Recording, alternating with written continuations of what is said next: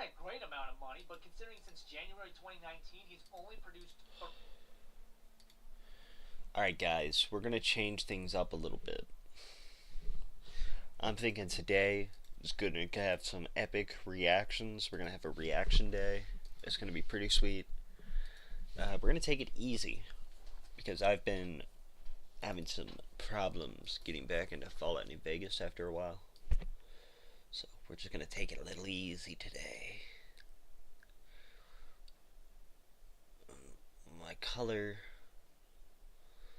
will be orange, the sharpness turned up, the saturation turned up. There we go. There we go.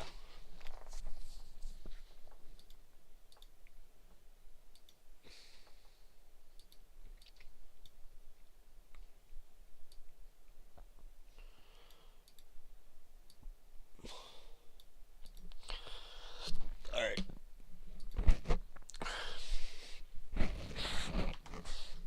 Oopsie. 33 YouTube. Okay. First video to watch.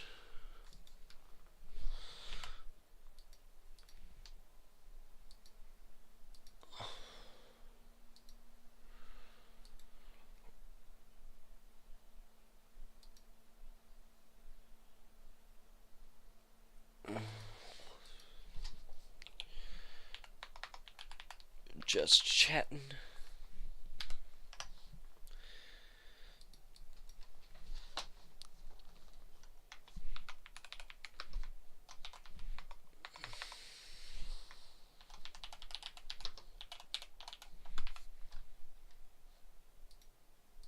Okay.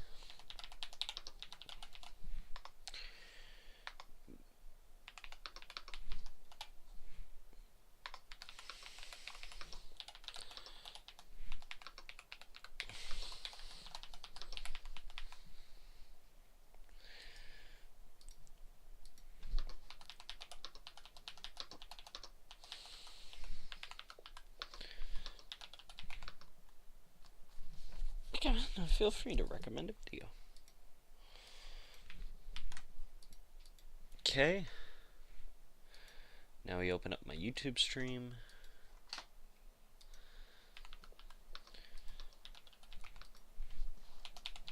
Okay.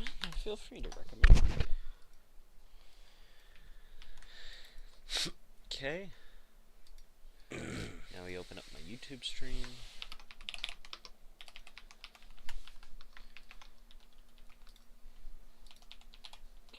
Feel free to recommend. Great. So the first video I wanted to watch is this one. It's about Innuendo Studios, who I know of because he was a major loser. And it's by this channel I like called Mr. Asian Pie. Let's give it a goog. Let's watch. No.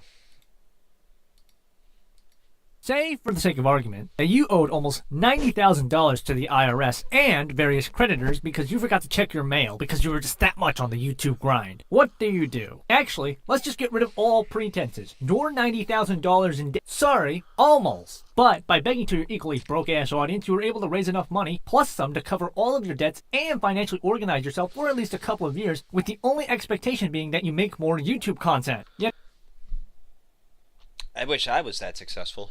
No, the thing you already do anyways. Do you actually pay off your debts and get right to work on the videos as a form of gratitude towards your audience? No. Or do you take the money and go on a multi-month luxury dream vacation to Japan? You'll never guess which option Innuendo Studios decided to take. What's up, guys? This is Mr. Asian Pie. You know, I never understood the term twink death until I saw the transformation of this poor soul. This is Ian Danskin, who over the course of almost 2 election cycles went from looking like a mid-2010 steampunk brony to a fat Simon Whistler. He's probably most well known for being one of the smaller voices in the anti-Gamergate crowd, being an early bread tuber, backing types such as Lindsay Ellis, Zoe Quinn, and Brianna Wu. Lastly, Ian was also an early advocate for cuckoldry and open relationships, though he's since walked back the latter. I don't know if...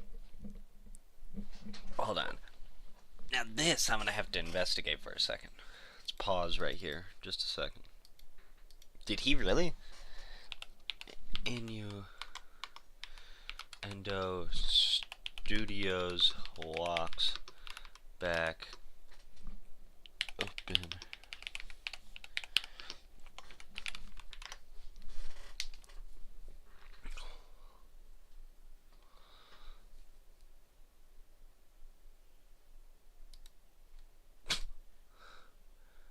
Uh-oh.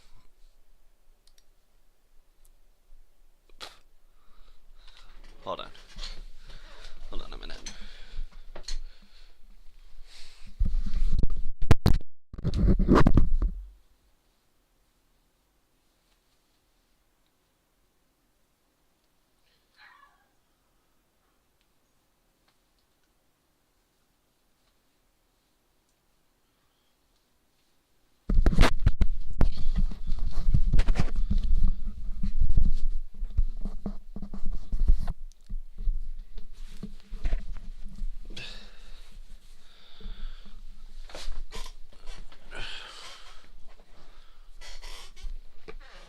Hold on.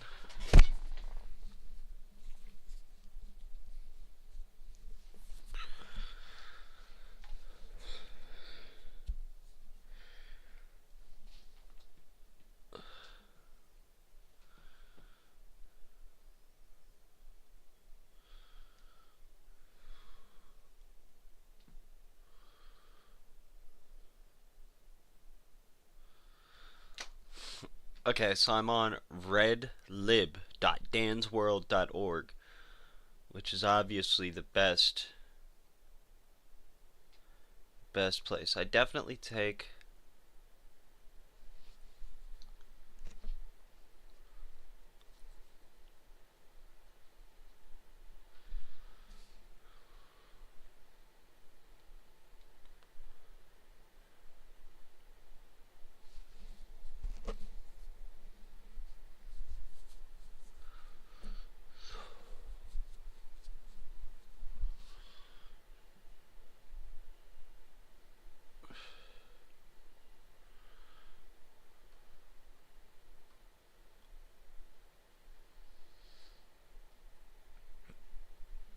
Okay, so yeah, he did.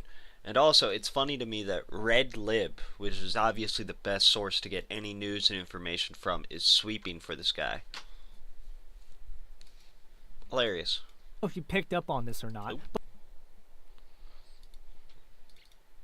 But Ian's online footprint is what Gen Alpha kids like to call prehistoric. Despite nowadays being recognized as a patriarch of modern breadtube, Ian actually started his online arc as another dirty incel troll from the depths of pre-culture war 4chan.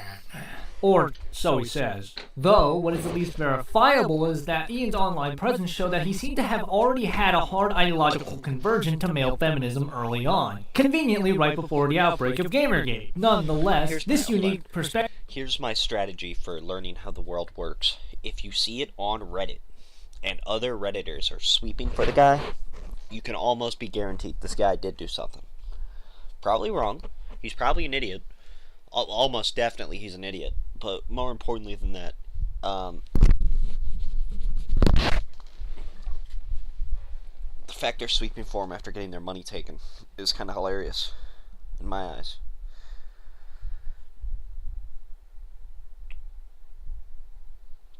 Oops.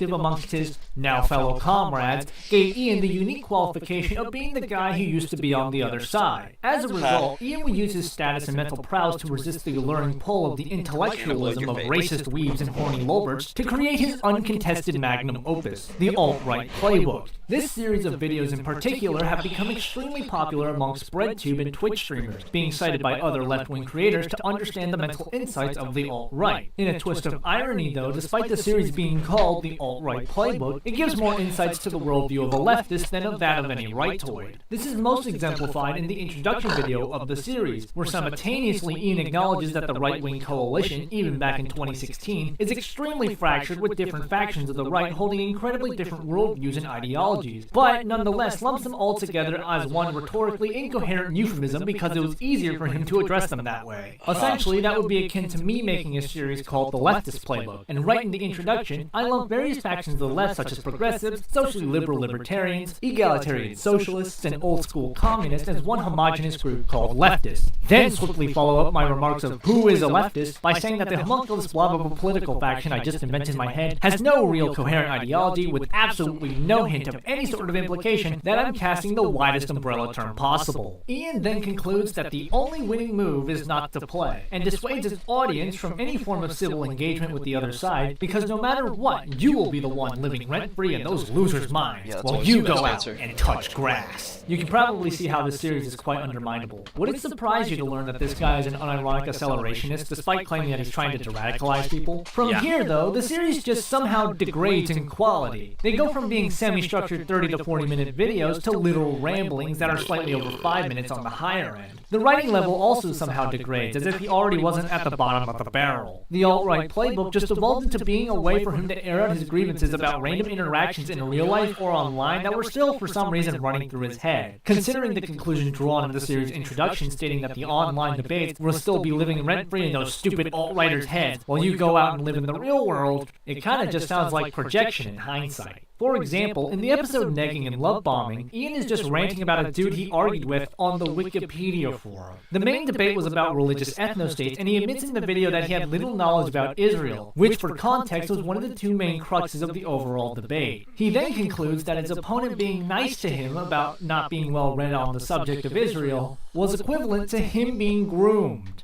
by like a child molester. What? How the fuck do you even draw to that conclusion? Now I gotta see this. Now I have to pull this up. There's no way. What? That's a sane conclusion to jump to. Wikipedia.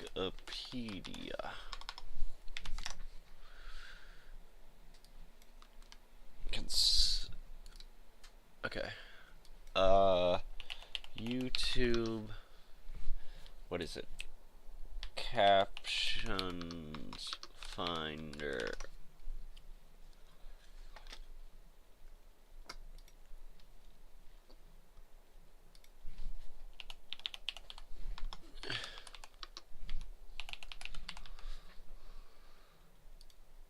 Okay. Wikipedia. I am human. I have touched the light sources.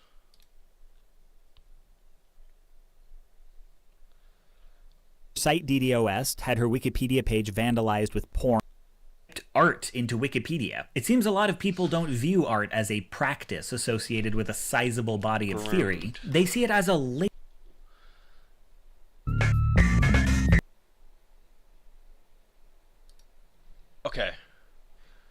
Okay, hold on. He did say that. He did say that. Wait. They're bad. You don't actually know a lot about the history, founding, or government of Israel, so he often catches you out by info dumping and then mocking your ignorance. And he's just so rude and conceited, and you're absolutely desperate to show the guy up, trying to bulk up on history every day before logging on, but then something unexpected happens. All of a sudden, he stops insulting you. He's still saying awful things about everything you've ever claimed to believe, but now it's directed at a them. Liberals, commies, SJWs, what have you. But he's not calling you any of those things. He's treating you like you're smarter than all those limp-wristed leftoids. Smart like him. Better than them. It's like he sees potential in you, and after weeks of trying to one-up this guy, suddenly having his respect is kind of cool. This is a recruitment technique. This is the... Dude, he broke the code. He broke the code. Normally when I'm making friends, I say, dude, you're a fucking loser. And that's a recruitment technique. Hold on. Outer edge of the onion. It centers around treating a person badly so they fixate their attention on you, seek some kind of recognition, and maybe have their confidence undermined. And then turning around and treating them very well. The nearest analog is actually pickup artist techniques like negging and love bombing. If anyone does this to you, understand. You are being groomed. Dude, he broke the book. If somebody insults you, and then because of that, you decide to do better and learn better, because clearly you may have been wrong, you're actually being groomed by this guy, bro. I hate to say it, you're being groomed by this guy, so, you know. Hey, you're being groomed. Dude, this is the biggest leap in logic. I gotta see what the comments say. How to have a week-long debates with a with a reactionary on social media. Step 1, don't. I like how cults will play on your worst fears and insecurities and then offer you acceptance. Both political parties do that, idiot. It's not just one. I remember when I was being absolutely dogpiled by alt-right Twitter, I mostly let them insult me unimpeded because it felt good to know I struck a nerve. But the only ones I actually blocked were the ones who were, after insulting me, would turn up and try and buddy up to me. Those guys in particular could feck right off. Dude. He just fucking schooled you, bro. He just got your ass, dude. This guy is so smart. Fearless Son from 2 years ago is so smart that I'm going to go and check on his Twitter page right fucking now. Let's see how smart this guy is. I hope he's posted. Hold on. Let's check this guy's Twitter page. Now this I gotta see. He's clearly a smart guy. Fearless Son. More about this channel. Okay, as much as I'm shitting on this guy, he did kinda upload the birthday party scene from Metal Gear Solid 5. Can't make fun of him too much. Holy Christ, this guy's been uploading videos for like 20 years. Alright, we're jumping back.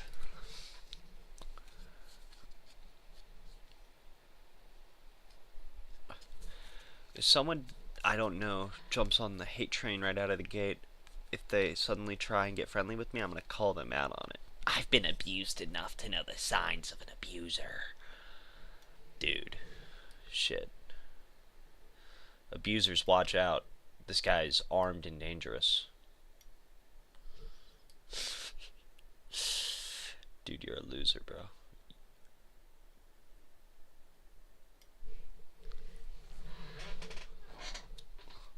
This happens a lot when arguing with red pill sorts. I can't imagine why I, a seemingly intelligent woman, would be agreeing on some nebulous them. Jokes on them.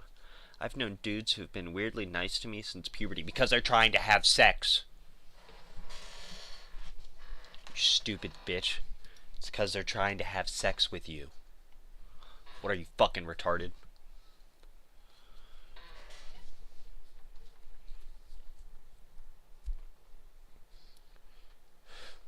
Let's see what the recent comments have to say. I saw somebody say, hold on, I think let me check that.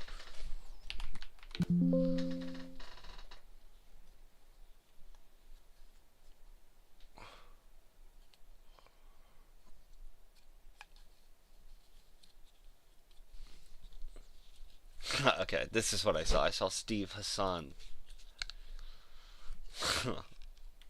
Alright. Let's go to the newest. If someone sends you death threats, cool. You know where they stand and they're being direct. If they switch to compliments and affirmation, fucking run far away.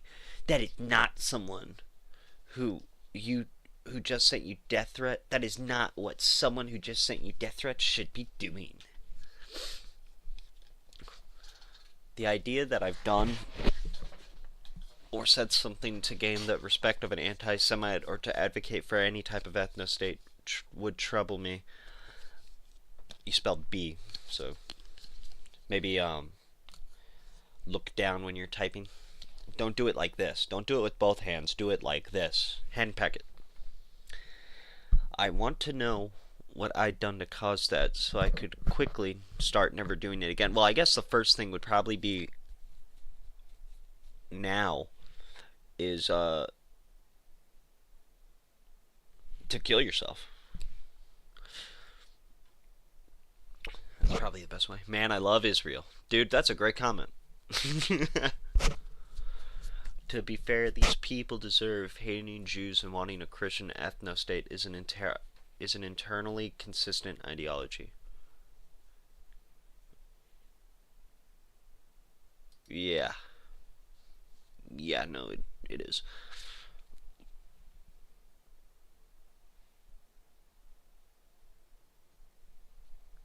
This is what the left does to the rainbow community. Zero self-awareness. No, we just hate you. Don't gun for people. I love a sad sack of divorced alcoholism. Please explain how, but I already know you can't.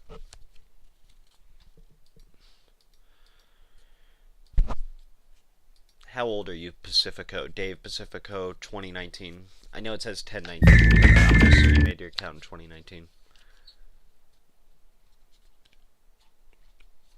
Alright, so let's go on his account.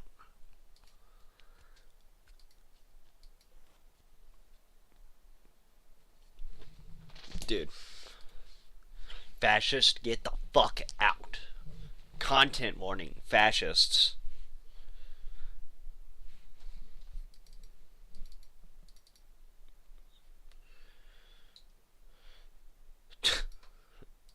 Newest Homodor was assistant. Okay, so this guy hopped in. Yo, this guy hopped in with a bomb, with 2 bombs, his right hand and his left hand, and he fucking typed that shit. No way. That is crazy based. Giving that a like. Mr. Asian Pie brought me here. Like.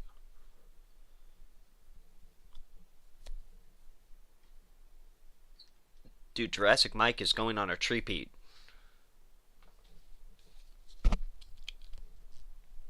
Where did the begging video go? He unlisted it.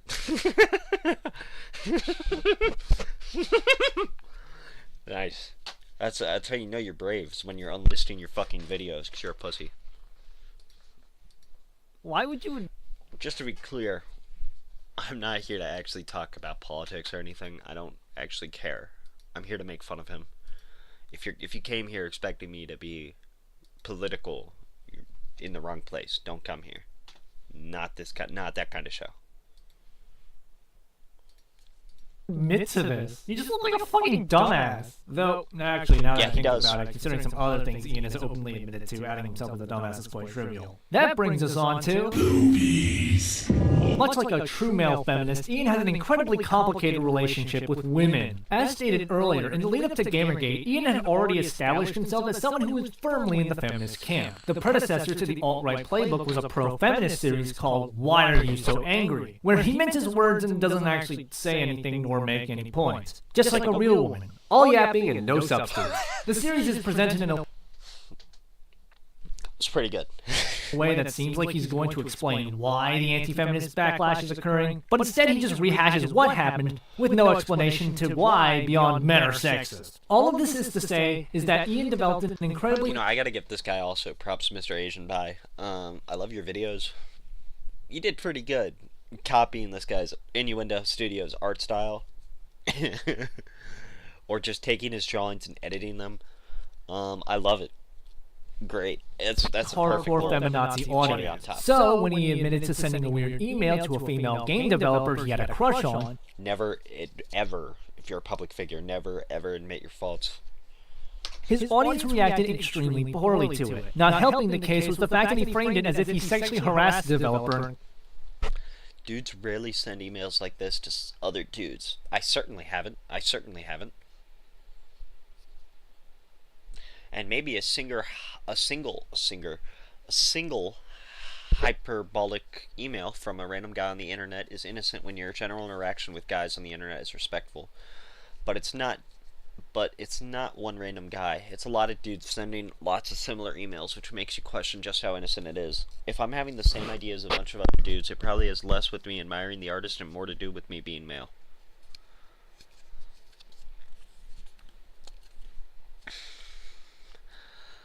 Because I sent a specific kind of email for a specific reason because she was a woman, and while I wasn't an educated feminist 4 years ago, I still knew better.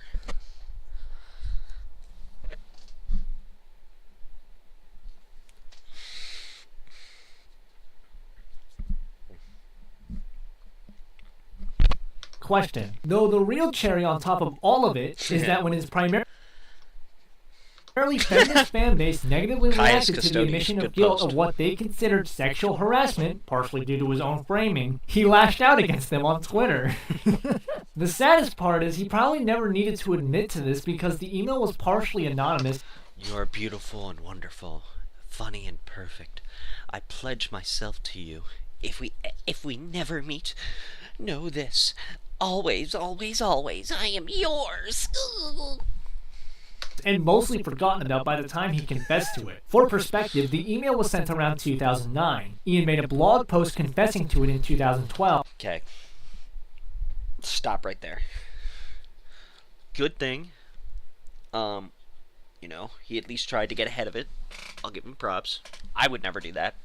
I never would get ahead of something like that. But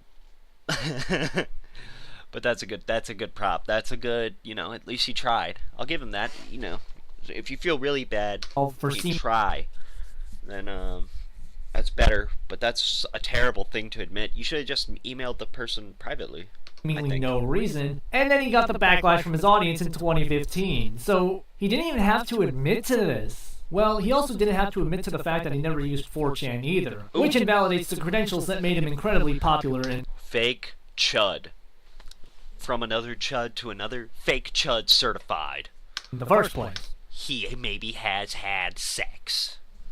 You probably could have picked that up from the fact that he was already a feminist pre-culture war, believed 4chan had a front page, much like Reddit, and considered parts of Reddit to be far right. But a little honesty never hurts. What does hurt to learn, though, are his sexual proclivities, which he's a little too honest about. Now, I'll admit it, I'm an absolute incel, but I do not envy Ian in the slightest. Birds of a feather. That I will tell you. No less to the fact that he gets a hard-on to the idea of his dustborn OC of a girlfriend savagely getting her, while he sits in the corner and listens to her moan. Cuckoldry advocacy has legitimately been one of the few things Ian has been quite consistent about. One of his oldest digital footprints is a Huffington Post article from late 2012.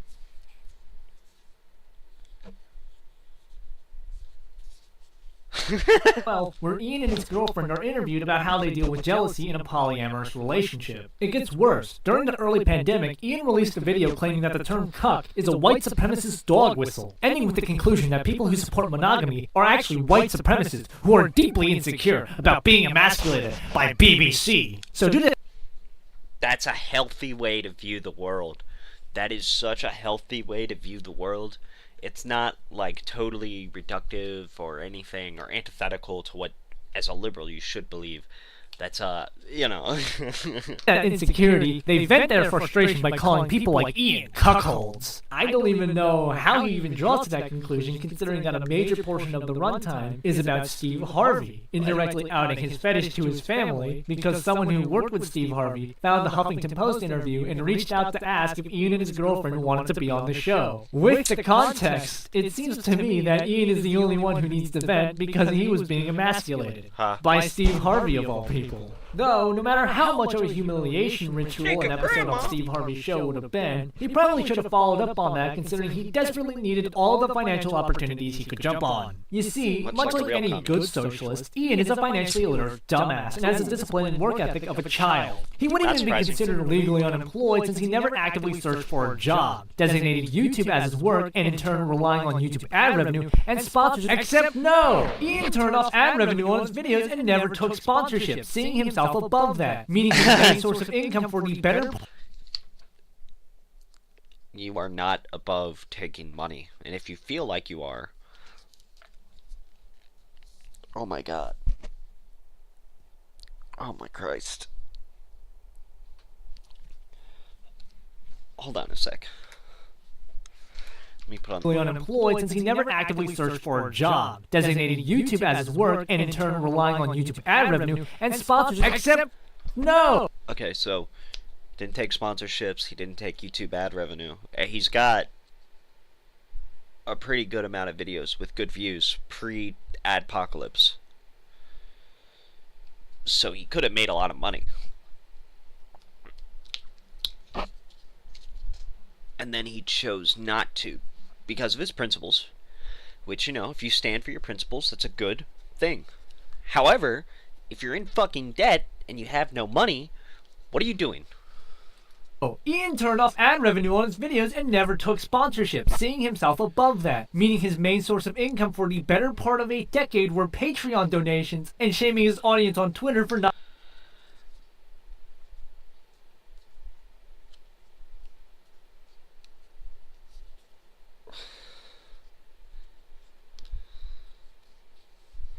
Not so supportive of my dreams now, are you? Dude, you're having a freak out, bro. Stentorian Danskin. Mr. Danskin. I think you shouldn't try and make adventure games. You're not Toby Fox, bro. I don't think you're ever going to be the next Toby Fox, bro. Pack that up. Just stick to making YouTube videos. Better yet, try and be a mod for Hassan. It doesn't pay either. not giving him more money. Despite how stupid this is, surprisingly, this strategy worked, with Ian raking in a stable $3.5K monthly since 2019, meaning he was getting around $42,000 annually. Not a great amount of money, but keen. Meaning the strategy worked, with Ian raking in a stable. He's making $500 a month by 2018.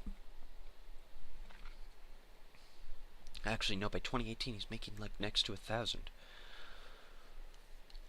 2020s, at the height of the pandemic, he's making nearly 1,500 a month. So that means like, let's see here. Able 3. Okay, so 1,500 people are donating, somewhere in the range of $3 to $4 on average.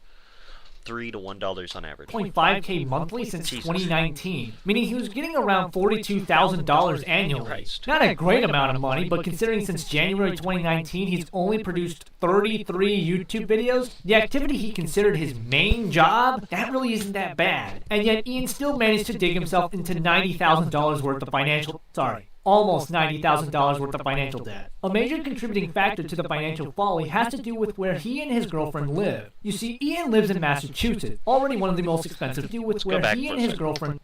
Okay.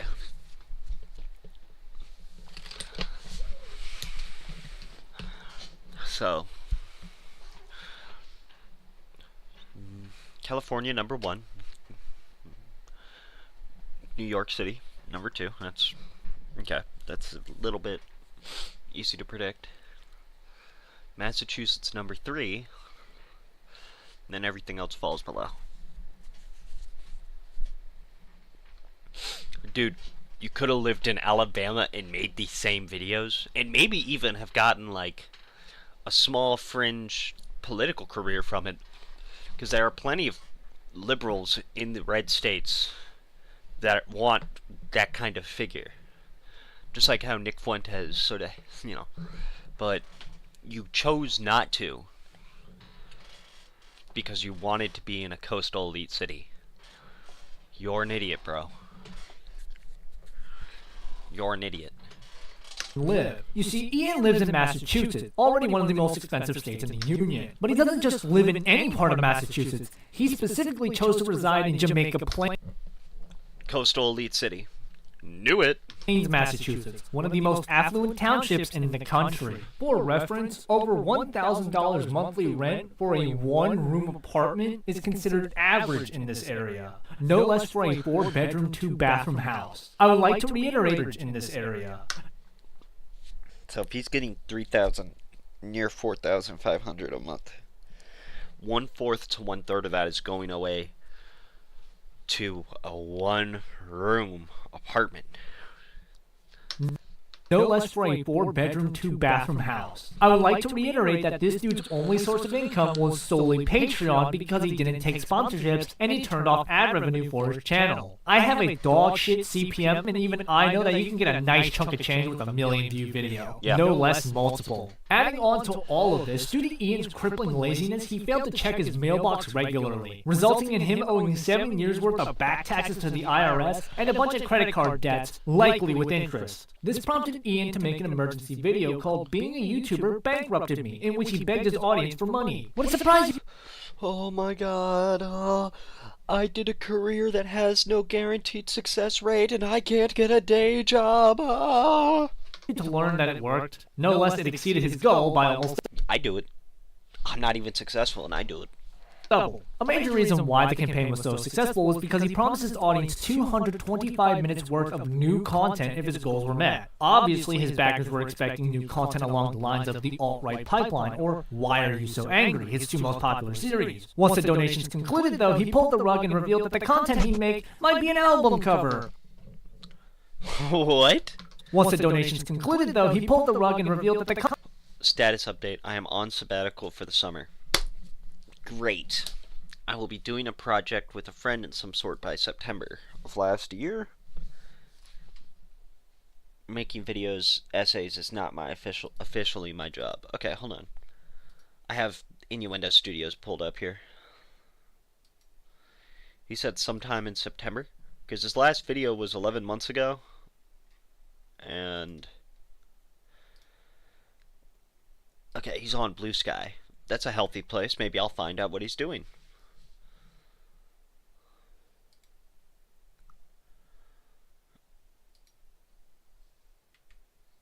Okay. He made a post about NFTs. He reposted something about an ICE agent with a Nazi symbol.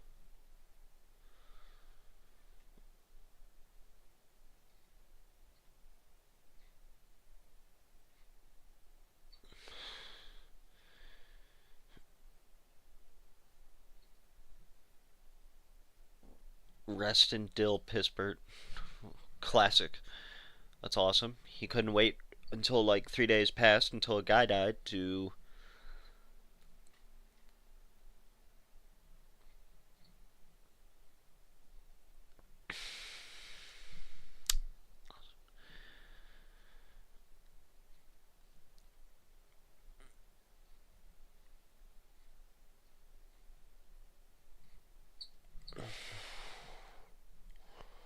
okay, he's reposting Big Joel.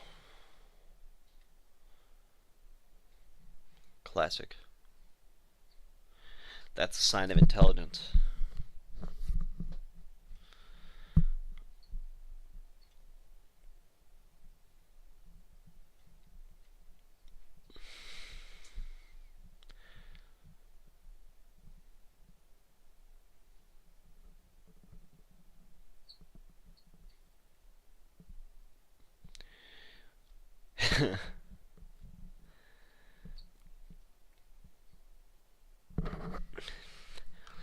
I'm no smart guy again. I'm not a successful YouTuber.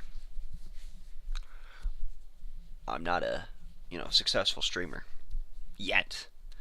But maybe Mr. Danskin, I've got an awesome idea for you. Hold on, let me get a picture of him. Load it up.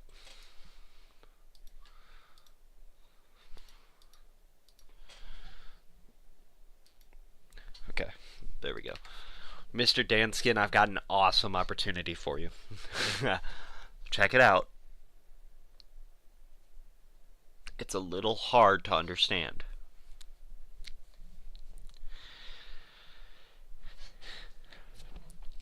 Maybe you should stream. Or better yet, maybe just be a mod for some liberal commentator guy. You clearly have interest in this. I don't want to just be mean. But if you're not doing either or, can you stop trying to be a public figure or making it seem like you're doing work because you're not? I mean, this right here isn't work for me, but I still try and stream at least for an hour to 30 minutes every day. You're a loser. You've got a big old penis head. I'm going to hold on. Let me see if I can take this into paint real quick.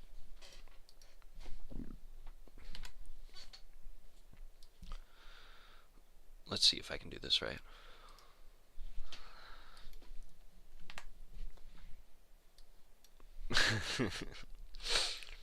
Oh man, it's gonna be so fucking funny to me. Screenshots.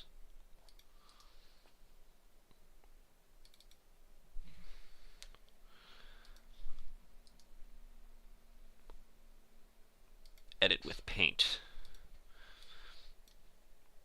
Display capture. No. Window capture. There we go. Okay. So here's what I'm going to do, Mr. Danskin. I'm going to take this, zoom in a little bit. You got a big old veiny forehead. We're going to, oops.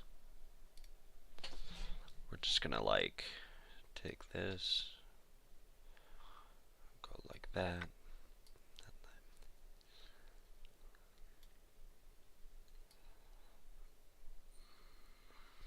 Perfect.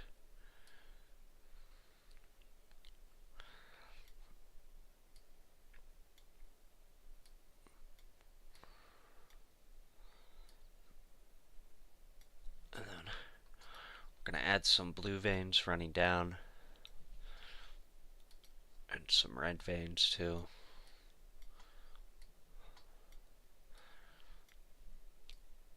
Maybe even one purple one, because you seem like you have an STD. And then we're gonna take this, we're gonna boost this one up a little bit. Oop. We're gonna boost this one up a little bit, and there we go. Yes.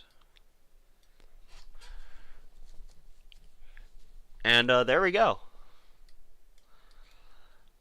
So, Mr. Danskin, if you want to reach out to me, I can be an artist for your show. Put me in the next alt-right playbook. And I'll be your free artist. I'll do it for free. Except I just need more photos of you to do this with. And your beard kind of looks perfect. Let me just draw some of this coming out of your mouth.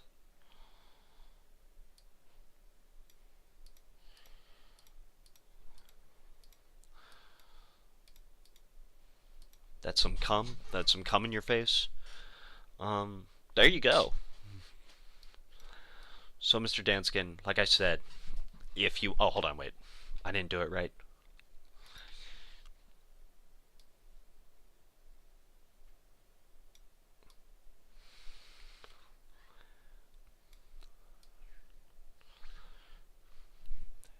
There we go.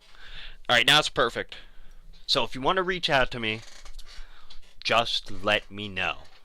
And we can, you know, work together. Let's work together. No, don't save. Alright. Let's go back to the alt-right playbook. Oopsie.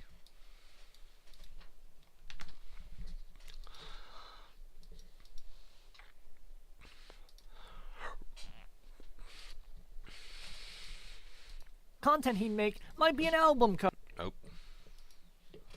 cover or some character. Or a whole movie of us saying, "Welcome to the Black Parade, dude." That's sure to get you more money. Is to sing something that's copywritten. That way you're fucked up still and don't make any money. Best idea I've heard yet. Karaoke or something. He also reveals simultaneously that he was taking the money and running away to Japan instead of, you know, paying off his debts and making more substantial content like he promised his backers. Did I mention that this guy is on SNAP benefits? Unlike other bread tubers, Okay. He promised his backers. Did I mention that this guy is...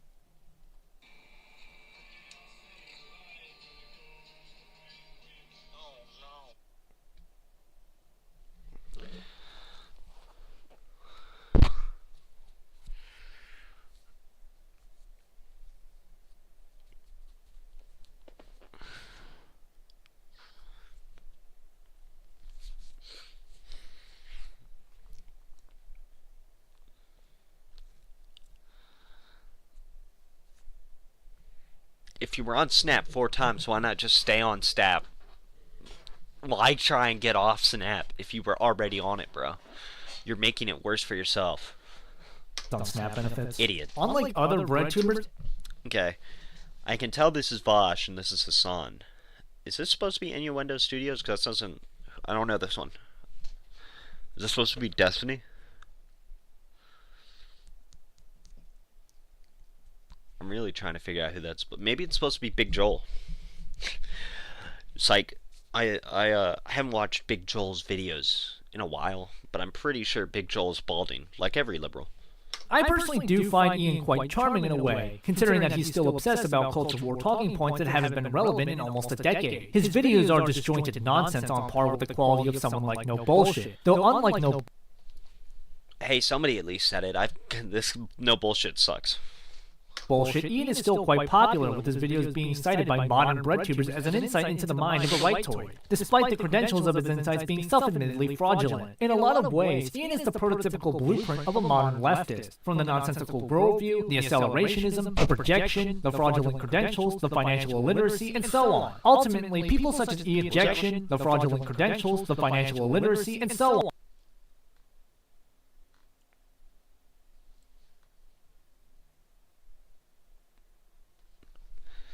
Someone on Snap, you got big old jaws. You got big old jowls, a big old apple-eating mouth. And you're fat. How are you fat and you're on benefits? Ultimately, people such as Ian exist so dumb fucks like you and I can feel better about our less savory life choices. Sweet. Though still, you should probably correct those behaviors regardless, as to not end up like Innuendo Studios. This has been Mr. Asian Pie. See you on the flip, and don't be stupid. Alright, guys. Pretty good video. I'm gonna give it a like.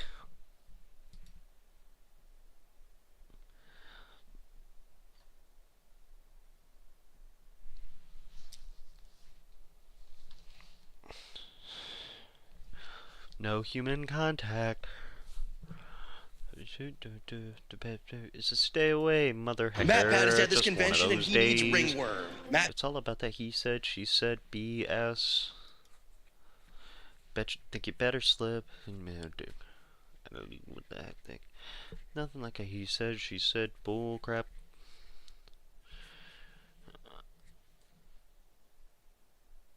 Okay, so I'm not going to talk about the Turkey Tom thing. One, because I don't care. Two, because I'm a fan.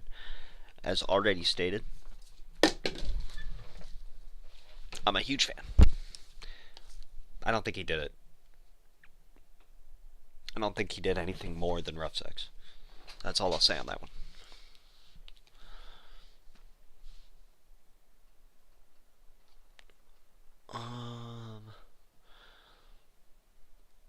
Whoa.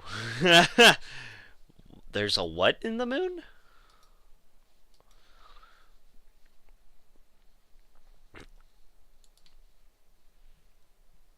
Okay, I don't think I can play that on here.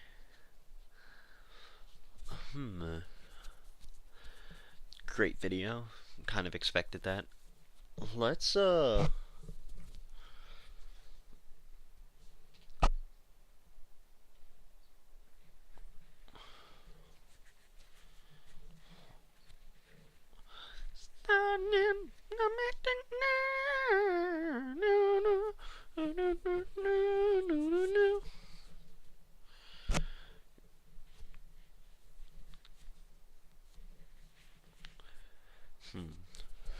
what should the next video I play be?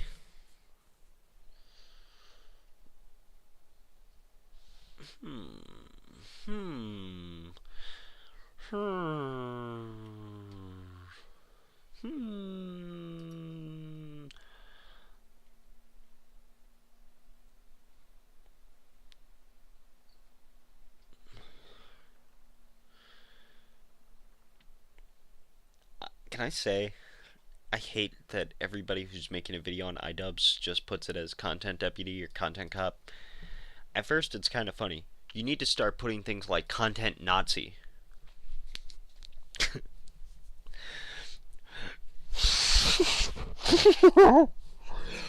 Content fascist iDubbbz review.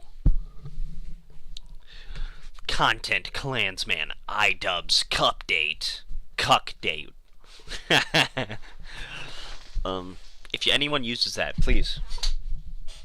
I expect a 2% royalty.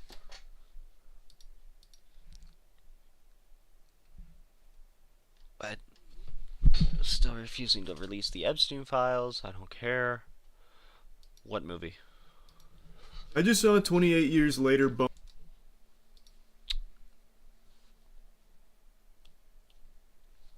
I'm staying out of that one.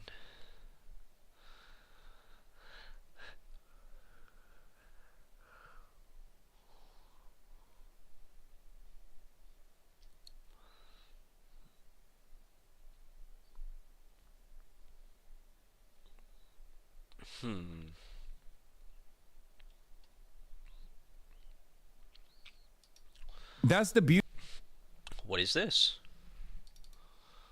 of it, because I do think this is normie poison. You know what's not normie poison? Trying to be like Zohran Mamdani was hanging out with this sexy man by the name of Hassan who said America deserved 9/11.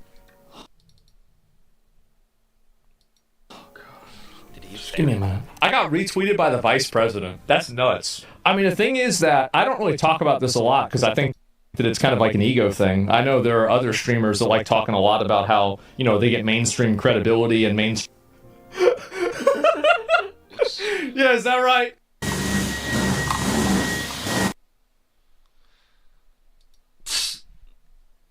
Yeah, when you're outed as smelly, I don't know really what to say. Let's see. Let's see.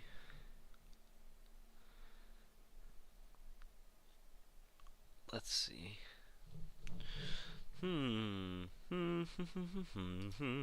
Hey there, wait. Okay. You know what? I'm gonna watch this video. It's by a YouTuber that I've never seen before, so I hope it's good. It's called How Will Fallout Season 2 End? I hate the Fallout TV show, but I do want to know how it'll end. Let's find out. Wastelanders, it's Brother Mike, and thank you so much for joining me today. We're going to be talking about where's the Fallout show going? It's episode 5, and we have a whole lot more questions than answers, so let's get into it. Before I start today, I want to thank you guys so much. We hit 500 subscribers yesterday, and as of right now, we have 586. I can't even keep up. I can't thank you guys fast enough. So thank you guys so much. I really appreciate it, and I hope you enjoyed today. You know what, Brother Mike? I'm gonna give you a like, because you seem pretty cool. And, I haven't seen a suit or camera quality like this since 2008. I'm saying this, I'm talking all this shit, but I'm using a way worse mic and camera, so good videos so far. I'll give you a like. This video. We have a lot of different plot lines going so far this season. Not only with the Brotherhood of Steel, but Thaddeus and Maximus are running away with Cold Fusion. Lucy is taken by her father. The Ghoul is severely injured and may possibly have finally found a way to get to his wife and family. Is Barb working for the Enclave? Is Mr. House dead or alive?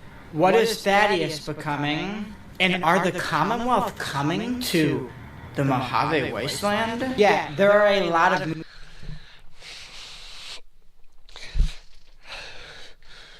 I pray on everything I hold dear that it doesn't go that way. But I can already tell Bethesda will go that way. Moving parts this season, and we only have 3 episodes left. And I think these next 3 episodes are when things are about to go down. I mean, Brahmin poop is about to hit the fan, and we're not using it for jet this time. So let's start with what I think is going to...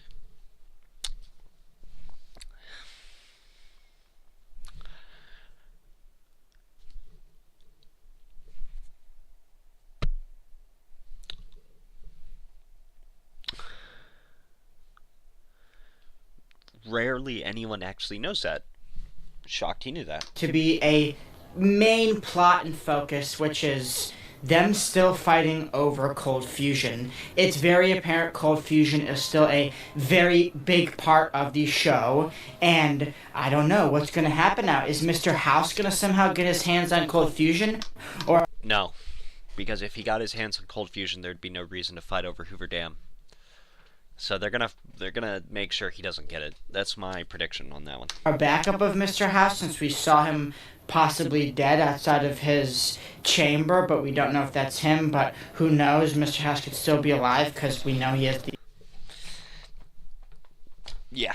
the technology to back himself up. Check out my video right here if you're interested in that. But there are so many moving parts. The NCR could get cold fusion. Who knows? Maybe that's how Maximus gets that cool NCR Ranger power armor. Or does the Enclave maybe finally get it back? Real question. If the Enclave aren't even on the West Coast anymore, and they've been blown out on the East Coast, they should just stay in Canada. Or in the South, I feel. You know? Like, what's the point of bringing the Enclave back now? As anything other but completely fractured. What's the point of bringing them back except to make the world go from this to this? You know? It shrinks the whole world down, I feel. Or does the Brotherhood finally get it back? And by the Brotherhood, I mean the Commonwealth. There's so many moving parts. We don't know if the Commonwealth is coming. It's been inference. We haven't seen the Brotherhood that much at all. Thankfully. At least not in the last episode. You know, I hope they all knock each other out and the Brotherhood suffers such a catastrophic loss that they can't recover. Because that's what should have happened at Fallout fucking New Vegas' ending.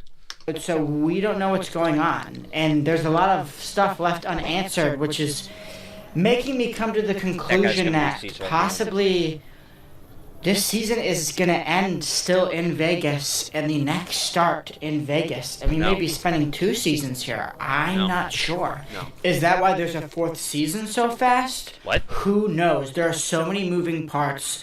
But let's slow it down and let me voice what I think is going to happen throughout the rest of the season. So I think it's either the Enclave, Mr. House, or NCR get cold fusion. Now, what would be best from a story perspective? They wouldn't let it be the NCR. Just because the NCR is already a complete faction that Bethesda had no part in making, so they're going to destroy the NCR at the end of this season. If they don't destroy it this season, they're going to destroy it in the 3rd season. I have no confidence that they'll do anything but total destruction of the NCR at the end of this, leaving us left with Mr. House, the Enclave, and Brotherhood of Steel, and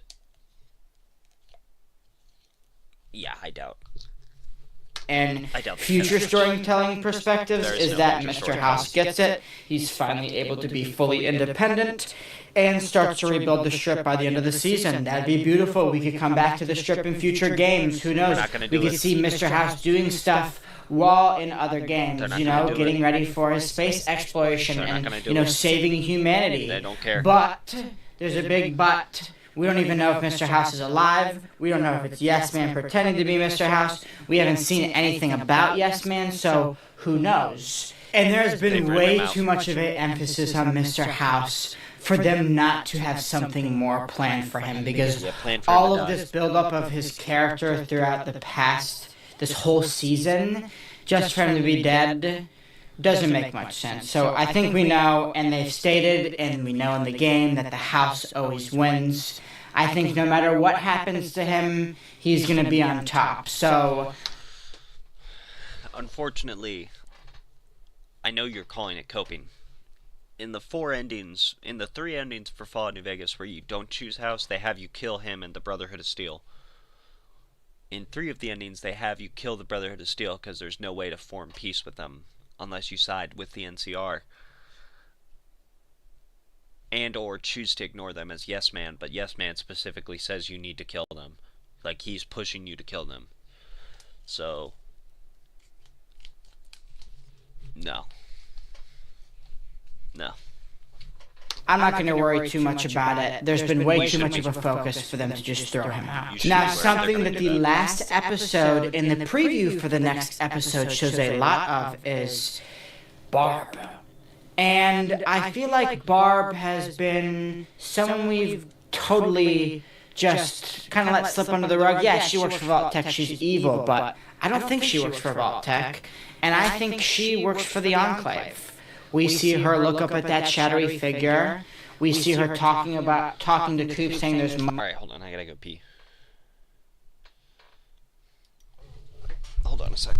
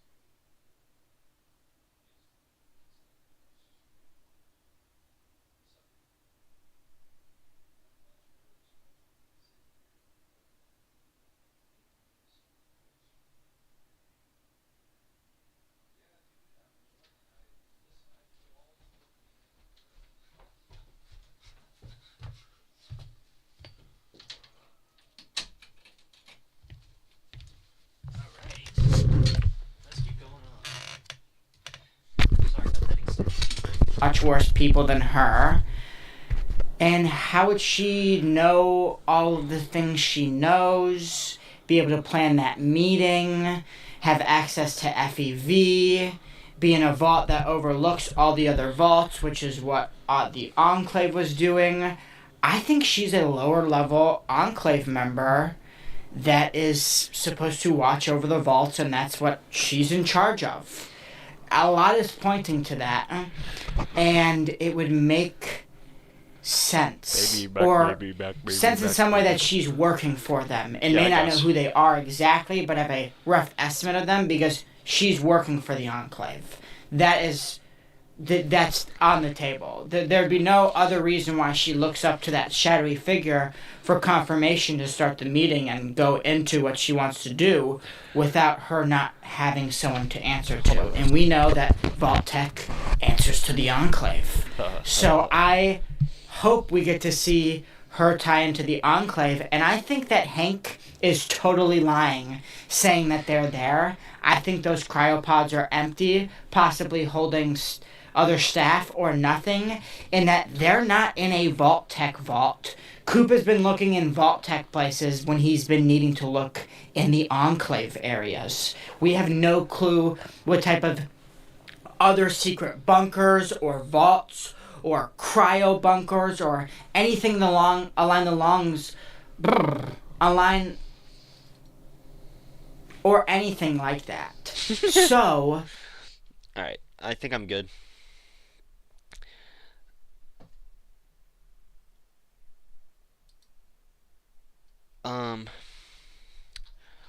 Overall, I don't want to rip you apart, brother Mikey. Hey there, wait. If you'd like, hey, you know what?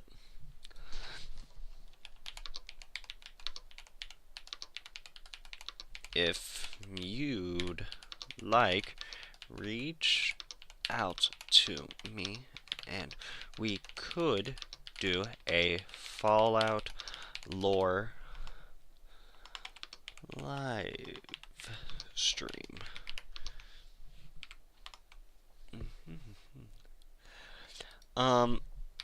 Brother Mike, I'm not gonna finish the video, not because I didn't enjoy it, just because I think I already know personally.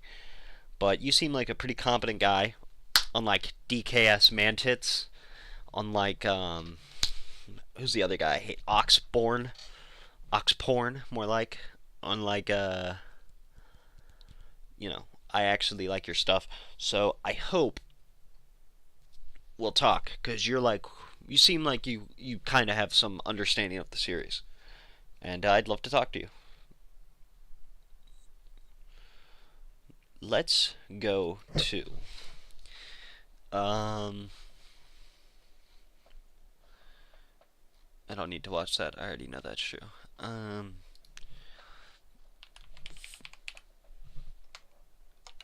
Bethesda news. Okay. A lot of fans feel about Fallout. The Elder Scrolls 6 might disappoint the fans, former Bethesda designer says. And this former Bethesda designer is actually Bruce Nesmith, who is the lead designer behind Skyrim. So it's not like this just random designer and such. Nesmith over the years has talked about Bethesda's culture, how it has changed. I hate all Bethesda-related news content because they're all 20 minutes, because these guys have like 250,000 views. Every video is at least 20 minutes, so that they can get a bit of AdSense. And the worst part, okay, if Legacy Killer HD is not a good, not a good one. Point is, though, Bethesda news isn't really that interesting. Also given a number of excuses. It's been so long that making a new entry like this is not drastically different than Skyrim, which it doesn't sound like it will be. It's going to not be well received, or as well received as it could have been. And I think that all of this just adds up. It is extremely alarming. And it's not like Nesmith is the only developer saying similar remarks, because we heard this just a couple of days ago coming from a former Bethesda lead artist, Nate Perkypile. And he said that the Elder Scrolls 6 along with Fallout 5 are no-win situations. And he specifically said that this factored into why he left the company recently. And it was because Skyrim being one of the top 10 games of all time, how do you beat that? And he noted that they can't just meet expectations.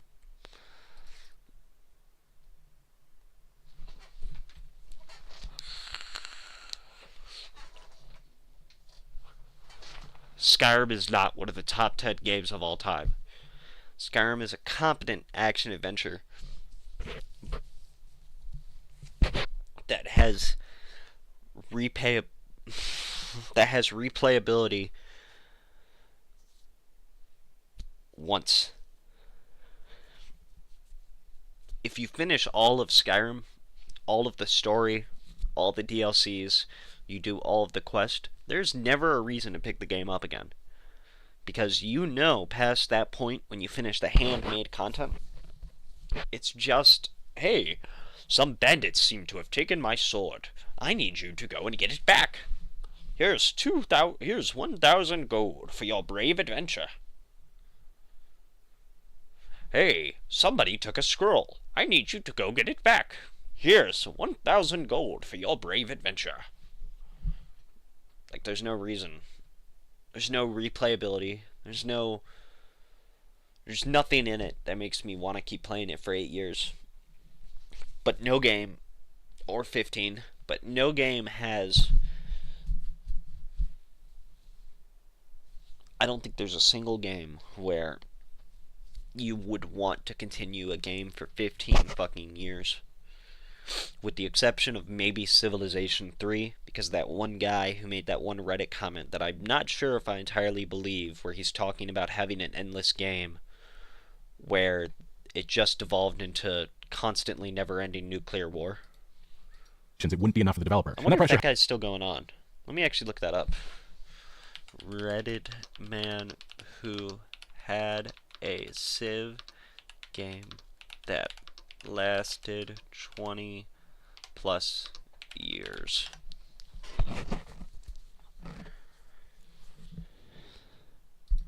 Oh, it's Civ 2. Eternal War. In 2012, the original in the game year 3901 AD. Hellish Nightmare of Suffering and Devotion. Petrol War that lasted 1700 in-game years. Original game save. A 1-year update.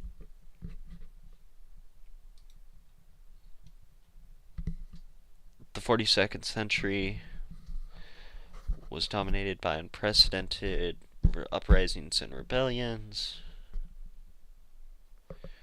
With the roads gone, it began to be an ordeal to move.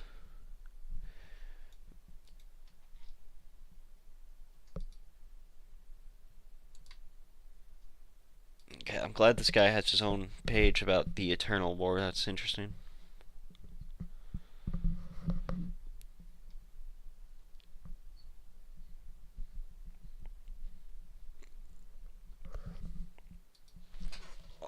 r/.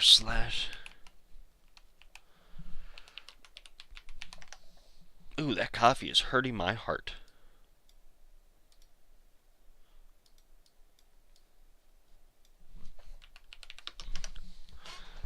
Baby back, baby back, baby back, baby back, baby back, baby back. To baby back, baby back, baby back, baby back, baby back, baby back. Top. Okay.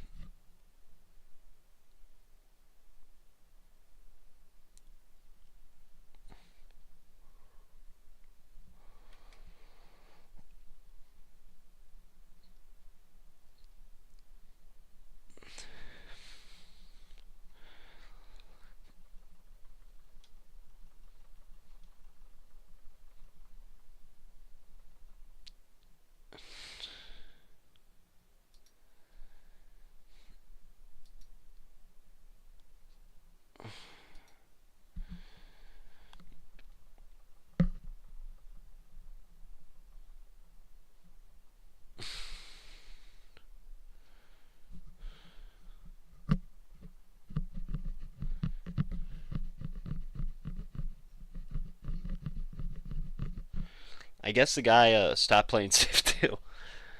That's kind of sad. Let's watch Boomerocracy.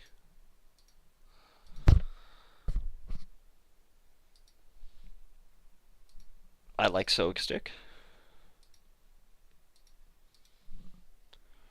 1 second. Baby back, baby back, baby back, baby back, baby back, baby back. Do do do, baby back, baby back, baby back, baby back, baby back, baby back.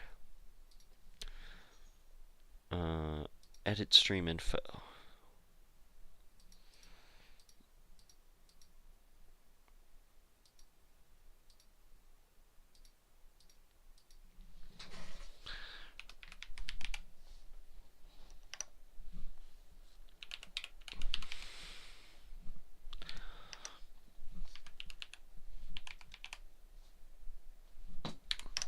There we go.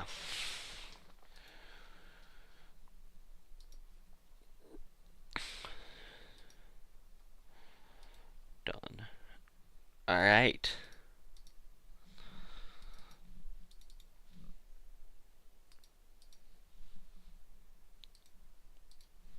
There exists a group above reproach, given special considerations and, by all accounts, a near untouchable political class. I am of course talking about boomers, and in this video I'm going to outline how this happened, why I believe that this is the case, and inevitably where it will lead most modern democracies.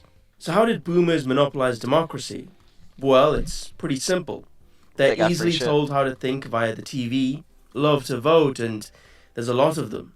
Because of these simple facts, it has meant that every serious political party wanting to get votes will be putting the wants and needs of this generation above literally everything and anything else. Instead of like throughout all history where the old make way for the young, the boomers are willing to sacrifice everyone and everything to hold on to power for as long as possible. It reminds me a lot of the story of Kronos, the Titan from Greek mythology.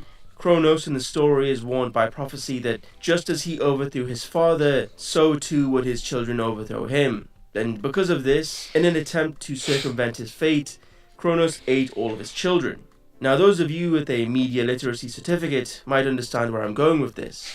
Boomers are Kronos, willing to eat their children, just so that they may rule with all the power and wealth. In the fable, Kronos ate 6 of his children: Hestia, Demeter, Hera, Hades, Poseidon, and Zeus. And boomers also ate 6 of their children, symbolically. And they are Social Security, housing, COVID, education, economy, and Epstein. The last one's going to make more sense at the end. Before we get into that, a quick word from the sponsor of today's video, Incogni.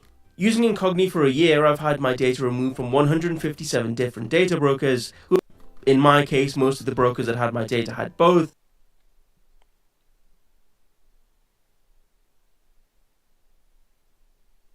Offer of 60%. If anyone wants it, there's the option. 60% off. That's it to take your personal about American boomers in this video, but it's applicable to the gerontocracy everywhere. With that out of the way, we can talk about the first child that was eaten by the boomers, and that is Social Security. There's actually a Margaret Thatcher quote about this. It's, "The problem with Social Security is that you eventually run out of other people's money." Or was that socialism? I mean, really, what's the difference? Now, there are many issues with Social Security.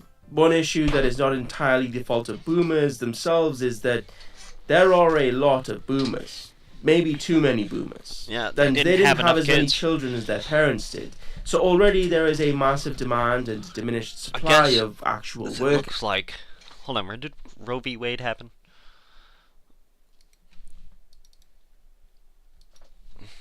Roe v. Wade.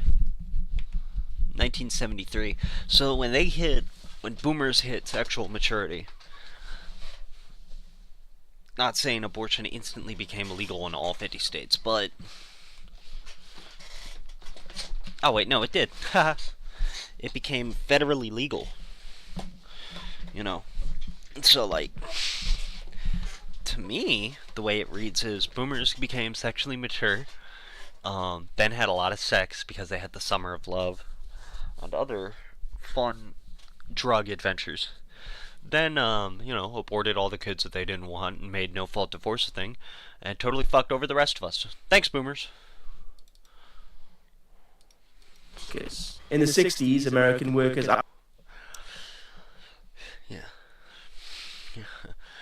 It's funny too because they're keeping out this, and this. They're keeping them all out. Outnumbered retirees 5-1, and today it's closer to 3-1. A 40% decrease with no similar decrease in payouts, however.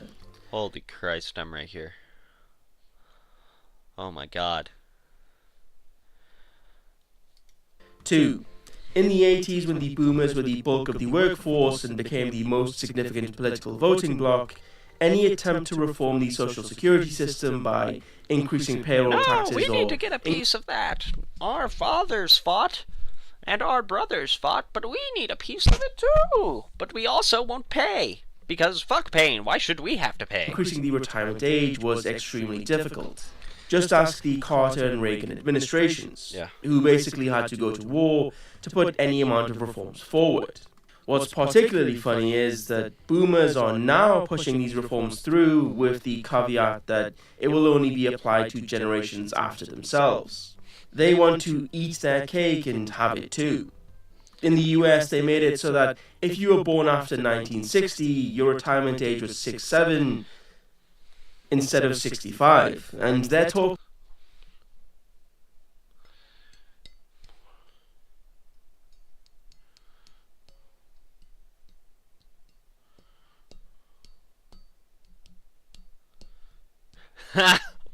That's awesome. about increasing it further for the younger generations, potentially raising it to the age of 70. Now you ask, why is this even a big deal? Well, about 1/3 of the US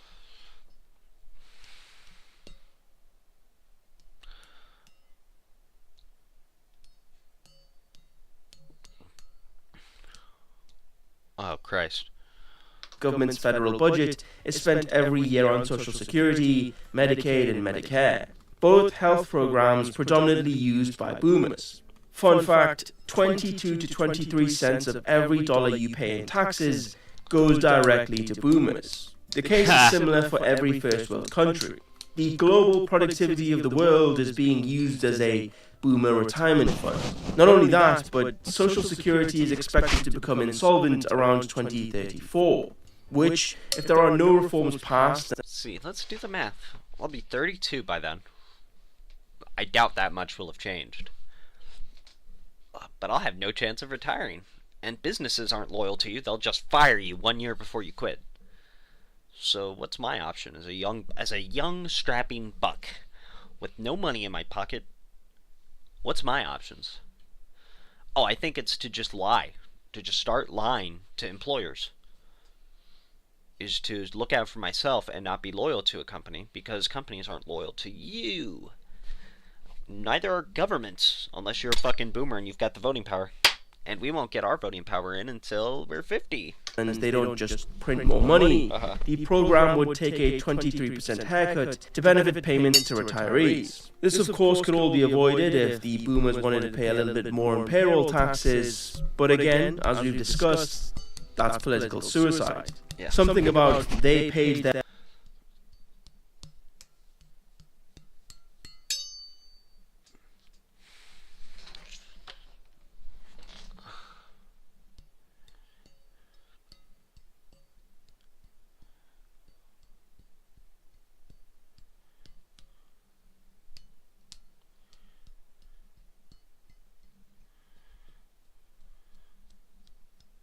Ha!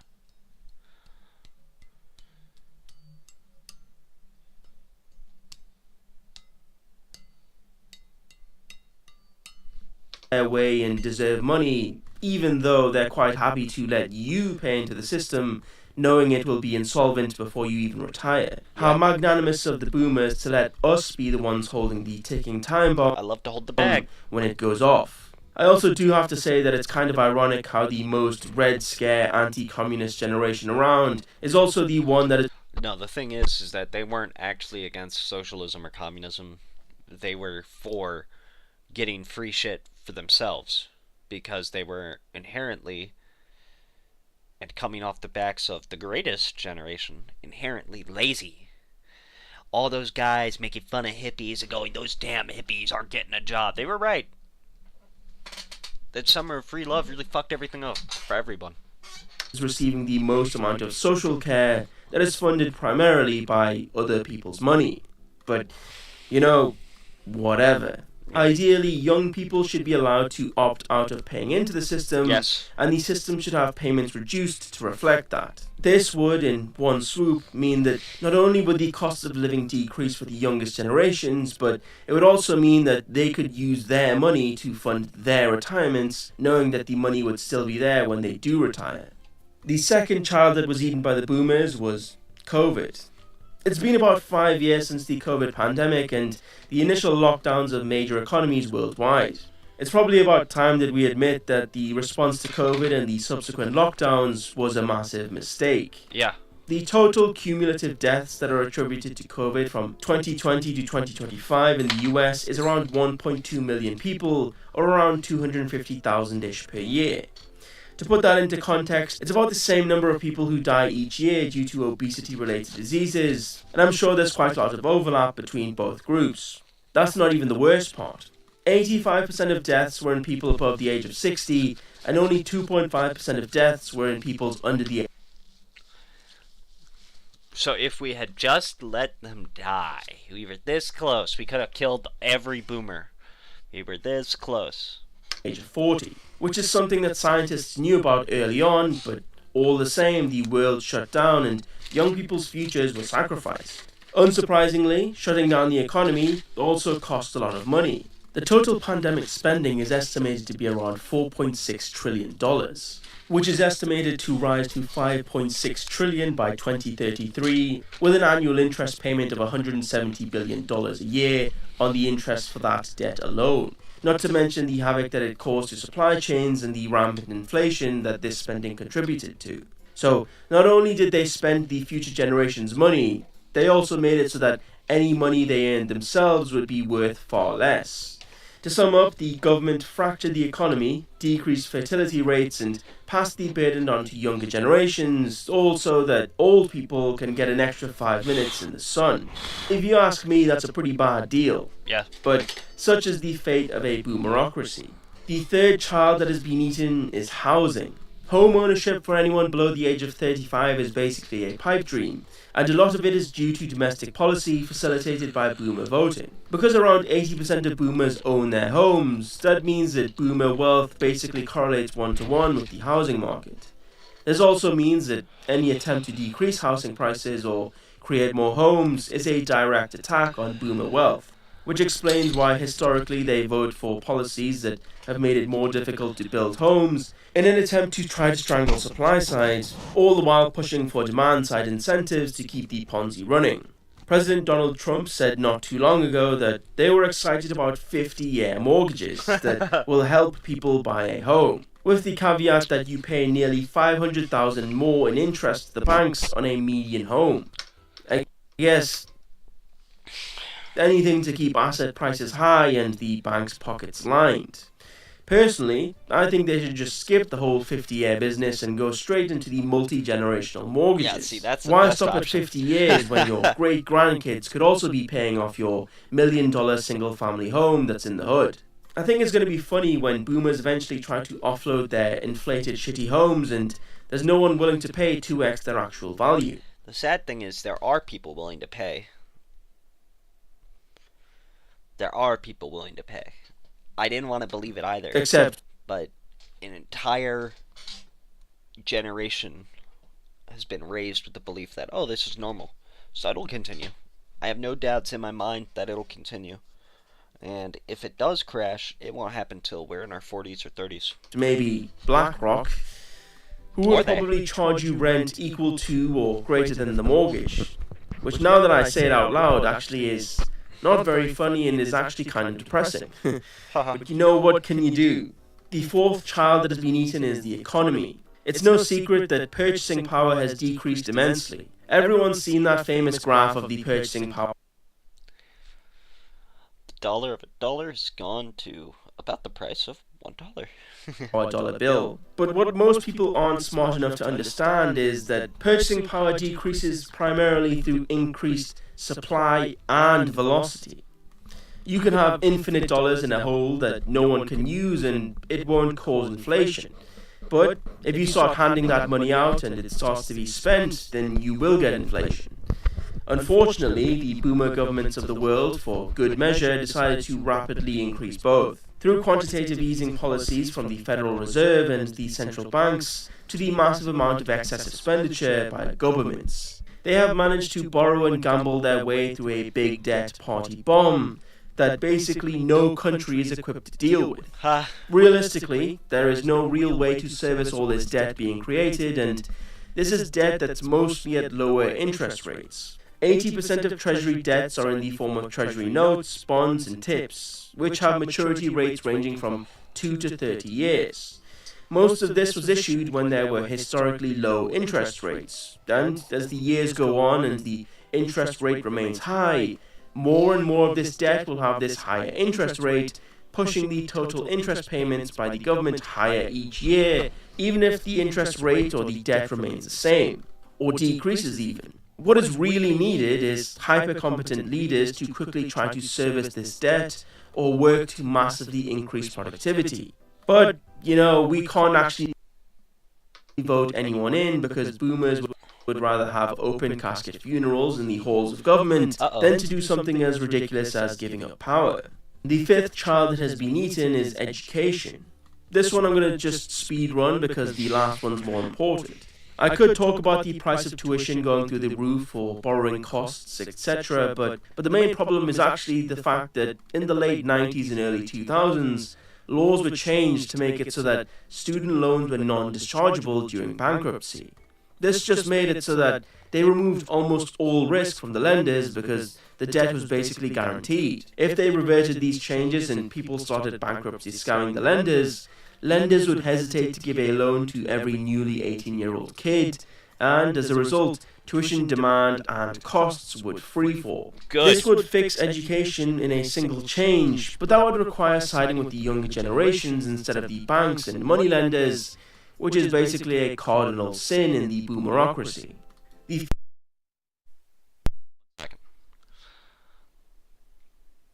gonna be right back. One little second.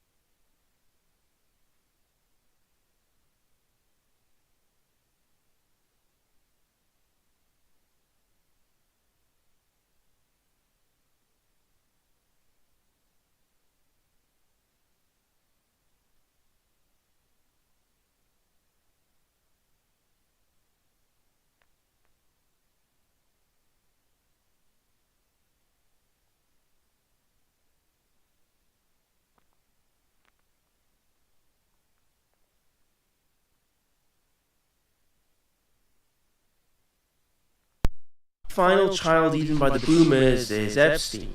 Well, if you actually know the Greek myth, then it's actually Zeus who was not eaten by Kronos and actually is instrumental in killing Kronos.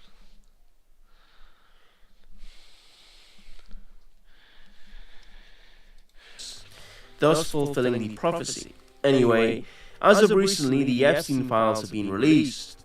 Well, kind of, but not actually. But what it did highlight, however, is that it is the weapon that we need to defeat Kronos / the boomers. It's no great secret that Epstein had a lot of incriminating evidence on a lot of powerful people. A lot of those powerful people were actually boomers. And it probably goes without saying, but if someone has sexual blackmail over you, you can get them to do what you want.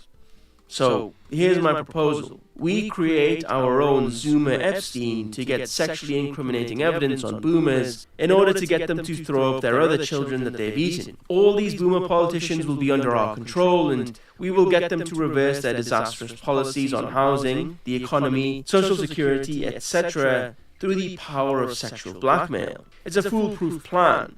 All we need is someone to volunteer to be a playboy billionaire with a private plane in Ireland, who's willing to party day and night with women of questionable age in order to entrap political targets. Where could we find a man up to such a task? I wonder. All jokes aside, there's probably no real way to fix all these problems caused by boomers, and the best we can hope for is just to wait it out and seek political power post-Pax Boomana. It actually reminds me of this one comment I got on my other boomer video, which made me laugh the first time I read it. But yes, this is my case for why I believe we live in a boomerocracy. Anyway, thanks once again to Incogni for sponsoring the video. If you enjoyed the video, consider liking and subscribing, but other than that, thanks for watching. Hope to see you in the next one. Bye. Fucking idiot. Not this guy, some guy on my Instagram. This guy's a good video. Stoic Stick's a good channel. Now to subscribe to him. Let's cut into something new. And watch, first off, a Don Rickles video. That's interesting. Salutations, everybody. It is Matt. Alright, Mr. Matty Plays, I know, is a total new Fallout shill. I hate to say it. He has some takes I agree with sometimes, but overall, I don't go to Mr. Matty Plays for anything. But, you know, let's find out. Maybe I'm wrong. Here today. Hope you're all doing absolutely excellent, because today we're talking about the philosophy behind the creation of Bethesda Game Studios games. This is something we talked about in a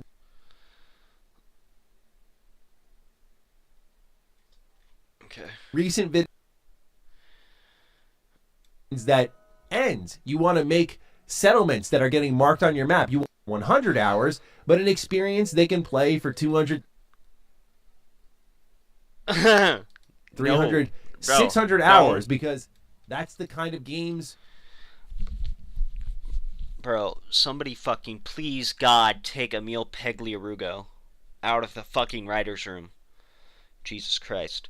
Nobody wants a Fallout game that's like the Elder Scrolls or that's like Daggerfall where you just play it forever. Nobody, no Fallout fan wants that.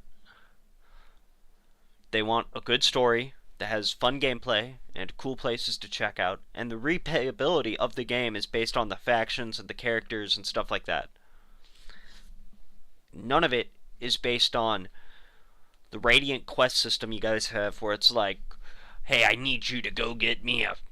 replace fucking sword in Skyrim with power armor core. I need you to get the power armor core out of the Dunwich fucking office building. The young get it. Great job. Here's 500 caps. Nobody wants that, bro. Please. Please. There is somebody confident. Tell me, does like Emil Pagliarulo, does he have like sexual blackmail over Todd Howard? Because that's honestly the only reasonable explanation I can picture. as to why he keeps getting fucking work. We make, end quote. On top of that, Pagliarulo hopes the series evolves too with quality of life updates dictated by what players don't know they're missing. He says in the Oblivion remaster, people forget in the original Oblivion you couldn't sprint, so of course we're going to add that into the Oblivion remaster, end quote, he explains. Now, just on a little sidebar there, I'm not like a pro sprinter. Like, you know how there's sprint snobs in Halo? Like, some people say, you need sprinting in Halo, and then there are others who are like, no, you can't have sprinting in Halo. I'm a sprint snob when it comes to Bethesda Game Studios games because I think part of the jog around the open world creates a good pace for getting from point A to point B that works in the player's favor. I think about like a Fallout 3 or the original Oblivion where you couldn't just sprint to these locations and there was that anticipation as you saw something. Not even that. Sprint in Fallout 4 does basically nothing. Not only did they make your base walk mode slower, like they did with Halo 4, which is the reason why people in Halo fucking 4 were like, wow, this is shit, this is bullshit, and why they're anti-sprint. The reason why people are anti-sprint is because they compensate with that by making the gameplay built around the sprinting. Which, I guess, nowadays, you just have to accept in games. Every game's gonna have a fucking sprint mode now. Fine, whatever. But, I mean, you know, but, it's like, come the fuck on, man.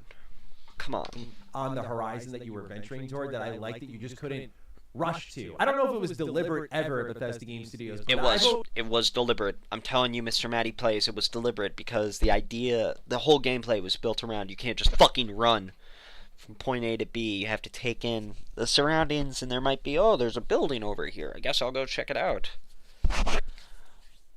However, that being said, I'm pretty sure Oblivion lets you just teleport from whatever, from when you get right out of the prison, which I thought was a little ridiculous. I like the way that Fallout 3 made it so you had to discover the location first. Honestly, preferred system. I also like that they, in Skyrim, then added the carriage system, which I think is a fair way to keep in a fast travel function without lore breaking, since it makes sense that they'd have carriages that carry you from hold to hold. Always been a little iffy on the whole sprinting thing. Okay, sidebar over there. Looking at this quote here, systems they love, not 20, not 100 hours, but 200, 300, 600 hours. I don't want to be a level 600 Vault Dweller. The max level in Fallout 4 is 2,145. At least back when I played it.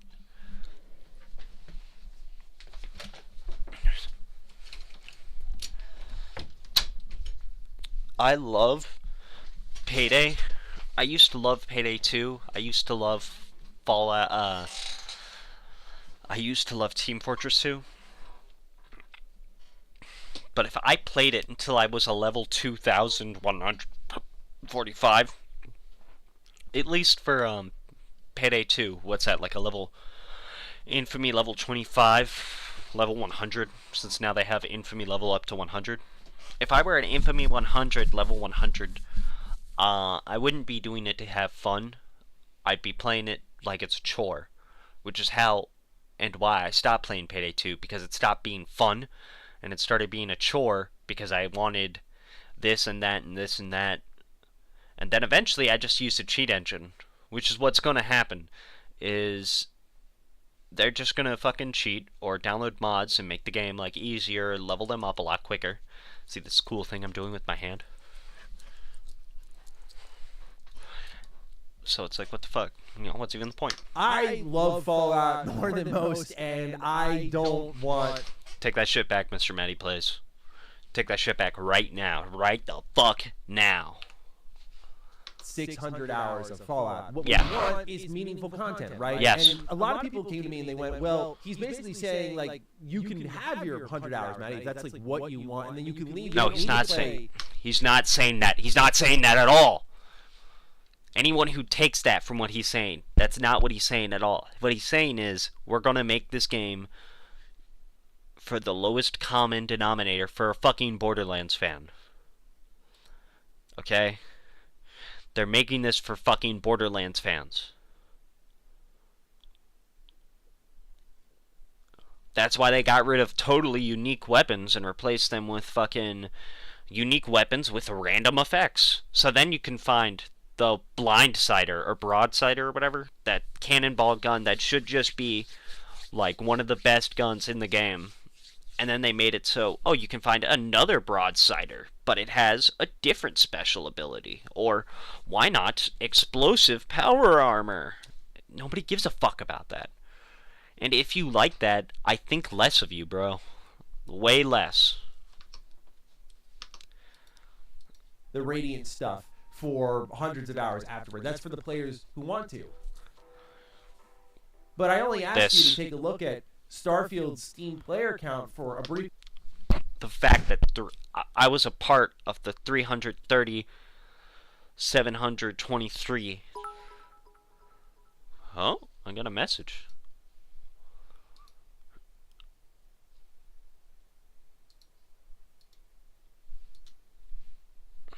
Message? What's this?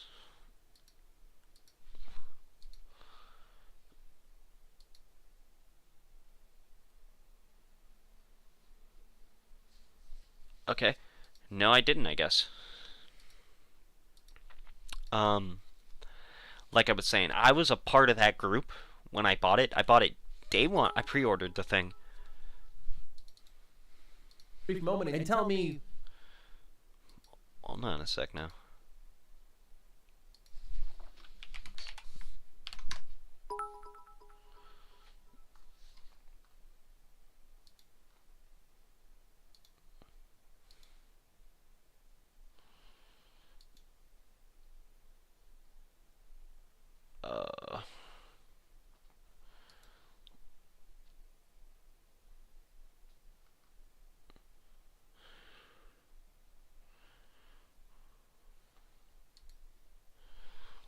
Okay.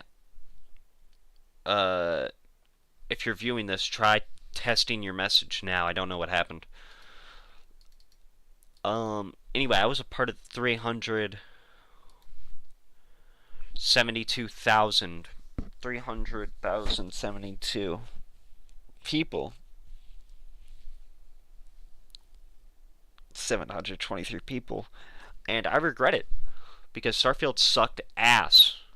Day one. Who really is... And I did all of the main side quests for the pirate faction, and you can't even betray them at the end, and you can't even take all the money for yourself, and it didn't feel like I was role-playing my cool, extreme, brutal space pirate character. It felt like I was playing, as a bitch. I felt like a bitch. That's the best way I can put it.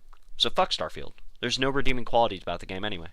Caring about this Radiant, procedurally made content that is bottomless. It's not like it's keeping players hooked in a massive way. Starfield is played less than any of Bethesda Game Studios' other games right now. And I know Fallout's getting a bit of a bump because of the TV show as it stands, but everything from Skyrim all the way to any Fallout game has been doing better than Starfield for a while. So I think the philosophy behind making these systems and these quest lines and these components of the game that have to be bottomless has not been productive for Bethesda Game Studios. Maybe they look at that first number there, again on the Steam chart, and see 330,000 players at once. Boom! That's what we were there for. It's not about the long-term, sustained play of Starfield. Of course, keep in mind that as of this point in time, Starfield hasn't gotten a major update in over a year. So I get that we could be looking like we're cherry picking here, but the point being is that it's not How like is it cherry picking? tons and thousands and thousands of...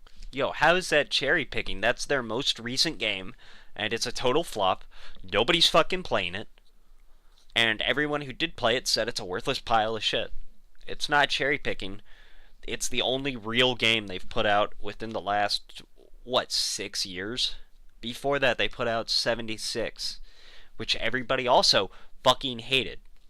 That said, 76 at the start had a cool idea where you and the only other people that got out of the vault were the only NPCs. Everybody shat on that. I thought it was a fine enough idea.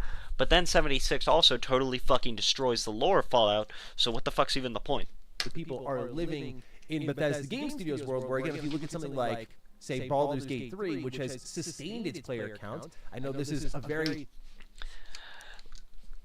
I'm going to skip over BG3. I don't want to talk about that. themselves. But it was also that it wasn't made with this idea of like, how can we keep the player forever? It's about how can we just make the player have a great time here. And when you have a great time and this starts to cement itself as one of the greatest games you've played, you're going to come back to it over and over. So yeah, I just think like with Fallout New Vegas. this sort of cheap way at looking how to make games, which is like how do we make just recurrent content, changes how do I make the game like Borderlands?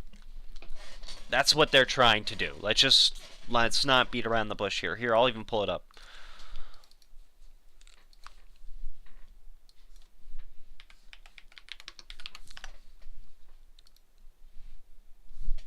Hold on a sec. Here. Let's go to Borderlands. Game of the Year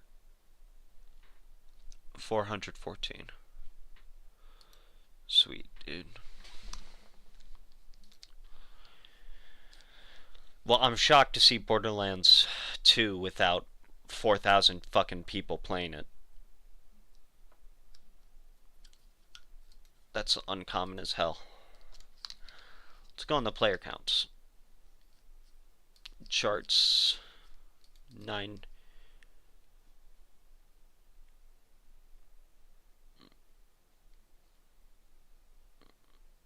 Yeah, 5,000, 5,000, 5,000, 5,000, 5,000. 50,000, 10,000, 10,000, 10,000, 10,000, 7,000, 8,000, 9,000, 9,000. Okay, Borderlands 3 released like here, didn't it? Yeah, I'm pretty sure it did. So Borderlands 3 released sometime around here. I don't remember exactly when, but let's see. 6 years max. 10,000. Yikes. And then it drops to 4,000. I mean, it's whatever. I hate Borderlands. I hate Borderlands so much. I hate the effects it's had on the industry where every game wants to be like Borderlands because Borderlands has such an incestual fan base of people that just, I mean, whatever. You know, it doesn't even matter. how the team below thinks about it. So if you have your design director saying, again, like 500 hours of content, 300, whatever the number may be, hundreds of hours of content, now these quest designers that are thinking about, okay, I want to make this storyline, but should I make this storyline? Of course, that storyline can exist, No. but is it going to be Please. productive to our vision of like, If you have a good story idea, do not sell it to Bethesda Game Studios unless you can be sure the game fucking has an ending that'll honor those choices, because there's no point otherwise. quest lines that need to keep going. Like this has to lead to something that is repeatable because that keeps the players engaged according to Bethesda Game Studios. This also gets into something Chris Avallone said quite recently, and I think he was spot on in his assessment of where Bethesda currently stands with Fallout. Keep in mind, this was in regards to the TV show. Right now, episode 5 of season 2 is out. I'm holding my thoughts fully on season 2 until it's done because the discourse around it's just been terrible, but I just want to see the complete story. The discourse around it has been terrible because they've fucked up everything from season 2.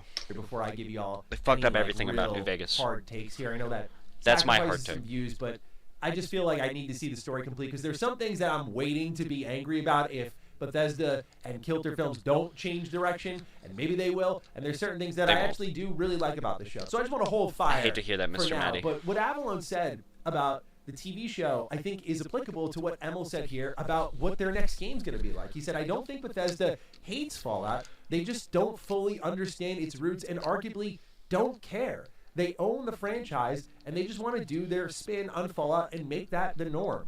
This usually translates into a colorful, shallow theme park with some interesting DLC exceptions like Far Harbor, Point Lookout, and I was one of the ones who liked the pit. Me too, my friend. I like the pit.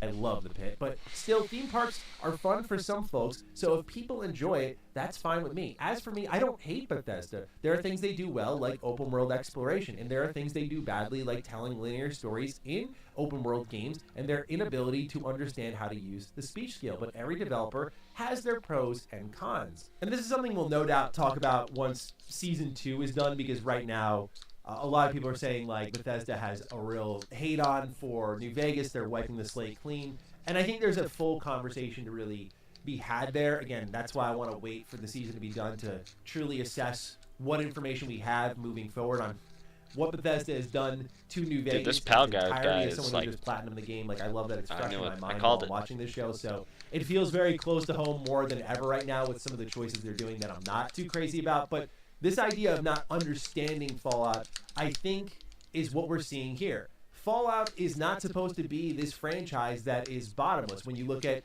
even the original, or Fallout 2, or Fallout 3 from Bethesda Game Studios, which we'll talk about in a moment here, you don't see games that are bottomless because that is not what this franchise was built upon, right? The first entry in the series is you're on a timer. You have to go get the water chip or else your vault is dead. And like that means that it creates an instant fail state just waiting for you if you just dilly-dally too much. Yeah. And so this idea that this world... Dude, what is going on with your gameplay here, Mr. Matty? I know this is from somebody else, but that's ending can be lived in forever. I think the editing fucked up here bad. Strip some of the urgency from the quest line. And without spoiling too much for all the new Fallout fans coming in that have not played these games, there is a sense of permanence to Fallout 3's ending that Bethesda kind of undoes with DLC, which I ultimately think was the right choice for what fans really wanted. But that was, to me, like Fallout proper, based on what I know about the series now, is that there was a sense of urgency with this quest line and a sacrifice being made. And that's because Bethesda themselves have said that they were scared making Fallout 3, but Fallout 4 had to be chilled out because they don't have to be so reverential now. So they said the quiet part out loud. We were scared to make Fallout 3 because we were worried about the backlash and the community, and we didn't want to offend anyone. But now, because we've owned it for 10 years, we don't give a fuck. We don't care. Why should we care? Why should we have any reverence for the thing we're working on? Fuck the fans. That is the best idea ever if you want your company to fail. But thankfully, when you're in game design, you can't fail because the IP is still solid. So you can just get a TV show or make a movie or a comic and, you know, give it like 10 years. Eventually the fans will want something, anything, which is the point we're at now. And then you give them shit like Fallout fucking 76, and they gobble it up. If they're really that desperate. Most fans still haven't returned to 76 and aren't eating it. So when they come out with the next Fallout game, which I bet will be in 2030, that way we've got a full 20 fucking years between the two. You know, when they release it, everyone will probably pre-order it. Even me, who's not as strong a Fallout fan anymore, thanks to their decisions. I'll still end up probably pre-ordering it. I'll play it for like 3 hours. I'll realize how much I hate it, how it's unlike Fallout. And then, it'll be officially, the series will be dead. Dead to me. Just dead to me. So, this comment comes out before Emil even said anything about 600 hours of Fallout 5. He said...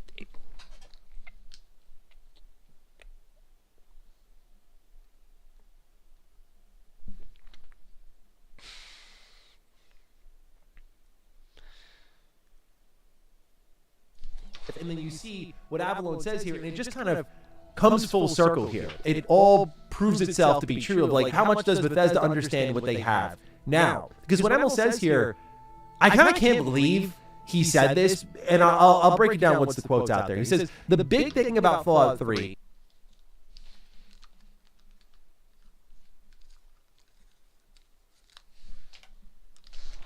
I have to read this out loud.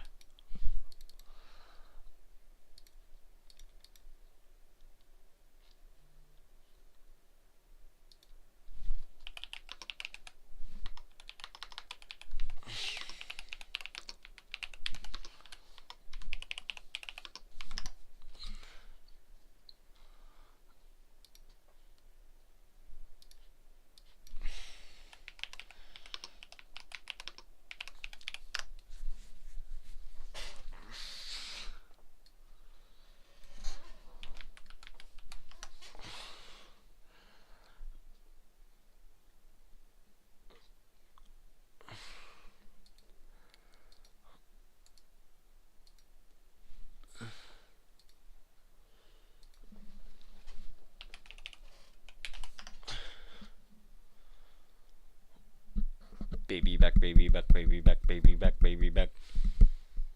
Baby back, baby back, baby back, baby back, baby back.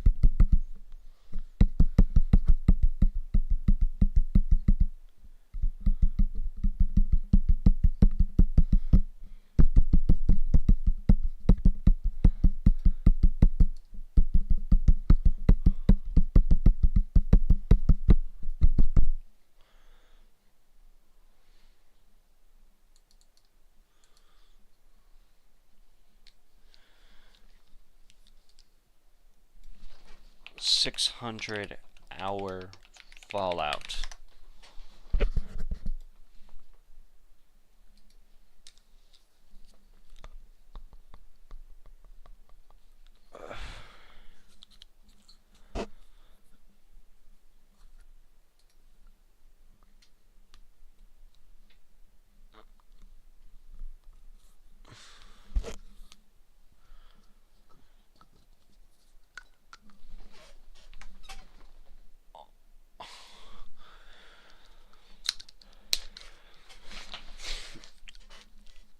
According to Emil, Bethesda learned at some point between releasing Fallout 4 and Starfield. The difference between Fallout 4 and Starfield, the one thing we really learned is there's no one definition of an RPG. I'll give it to you right now. You ready? You need to have a role. You need to have skills. You need to be... If you choose certain skills, certain other paths should be locked off to you. You need to have factions so you can play different roles in every gameplay. And there needs to be a leveling system. And if... You know, that's what I think of an RPG. That's my definition of an RPG.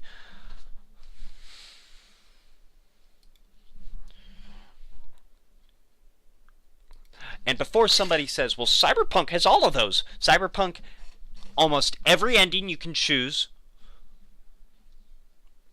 without that much variation in how you play the base game. The skills don't actually affect fucking anything to do with... I mean, I'm sorry, the skills don't affect fucking anything in your dialogue. You might have like 4 different options or a way to open the door, but it really doesn't change that much. You can't really side with the faction in Cyberpunk. You can choose to work with the corporation, or with the Aldecaldos, or with fucking... what was the other retarded group? Rogue and Pan Am. But it really doesn't matter. Really fucking doesn't matter. More importantly, though, more importantly than all of that, Cyberpunk, first and foremost, is an action-adventure game with RPG elements. It's not an RPG through and through. Which is what they promised. Does an RPG come from the Outer Worlds 2, where one wrong move in dialogue can change everything? That's what some people consider an RPG. That's what most people consider an RPG. And so that's what we focus on. We wanted to give players a good story. You failed. Whatever the rules, there's no denying, blah, blah, blah, blah, blah.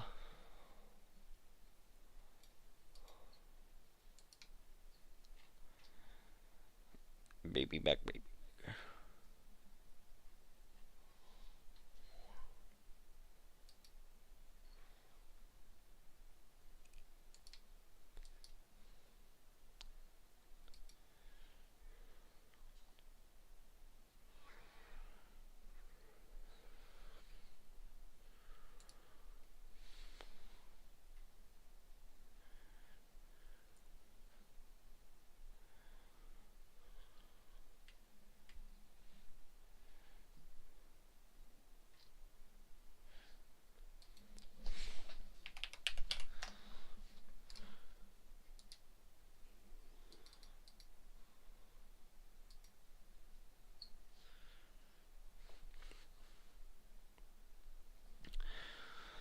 The interesting thing about Fallout 3 is there are no faction quests. While making Oblivion and Skyrim's questline Like the Thieves Guild, the Fighters Guild, and the Dark Brotherhood, he continues.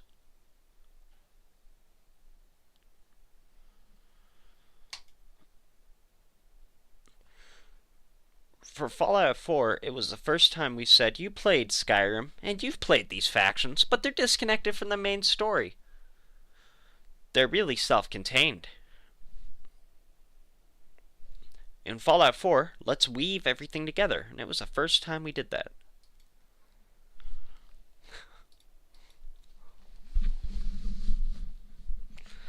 Let me get this straight. Fallout 4 was the first time he had to think in his life when he was writing. Oh my god, now I see why it was such a challenge. Now I get it. Emil, I take back everything I said. It was the first time you had to think, here, I'm sorry. It's the first time you had to think when writing a fucking story about how do I make all these groups tie together and what should they all be fine. New Vegas did it in 11 months. Not saying it was easier then, but almost every quest factors in a little bit with your reputation here and your reputation there and how this guy views you and how that guy views you. It wasn't that hard. And you also took away karma and faction reputation systems, except they love you or they hate you. So it's like, what the fuck? What are you fucking talking about, dog? What are you talking about?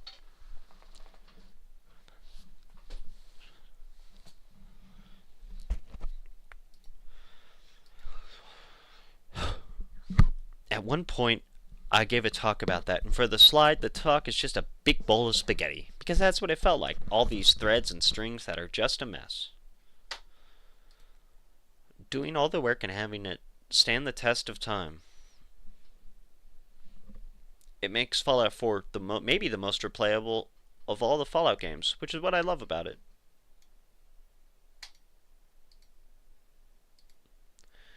Okay, here's the article.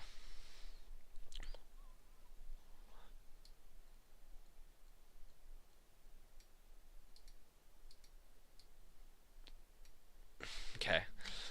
I think by the time of Fallout 4,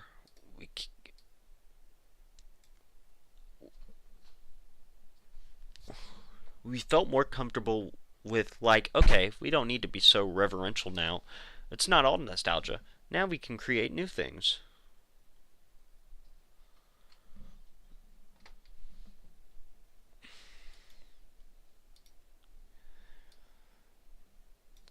Emil, stop. Stop creating new things. You just told me in the last article, well, we didn't know how to really do it, so we decided to try with Fallout 4. Here's an idea, Emil. I don't know how to fix my car.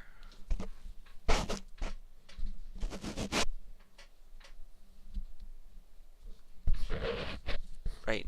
You know what I do? I go to the mechanic and I get my car fixed. If you don't know how to write the story, don't write it. Get somebody else who's competent to do it. And if there's nobody competent at the office, maybe you and them should be fired. You know? How about that? Hey, Emil, how about that? Emil, how about you got fucking fired and you didn't write the game, and instead you brought in somebody who knew what the fuck they were doing and maybe had a little bit of that reverentialness for Fallout 3, and then you get fired and replaced with somebody better. How crazy would that be? Dude, that would be nuts if you got fired. It would be like 10 Christmases at once. But, you know, that's just a guy talking. That's just me, you know, thinking things out a little bit. But if you got fired, it would be crazy. But maybe, you know, you could get, you know, maybe you should be writing for TV. Or movies, if you want something a little simpler where you don't have to think, what was this guy do? How would you interact with him? If you can't figure that out in the writing room. And if the way you're doing it is to keep it simple, stupid, I've got one thing for you. Fuck you, dude. Sit and spin, asshole. Fucking prick. If you don't know how to do it, get somebody who does. Maybe take lessons from them. Or better yet, keep them in the writer's room with you and have them keep notes and then track, oh, well, if you do this, then this happens. But if this happens, then you do this, and then blah, blah, blah, blah, blah. I know it would take, like, nothing.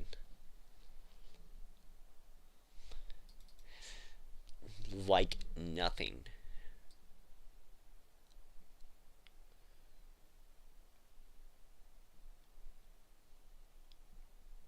There we go. It would take like nothing for you to do. Just throwing it out there. Just spitting that out.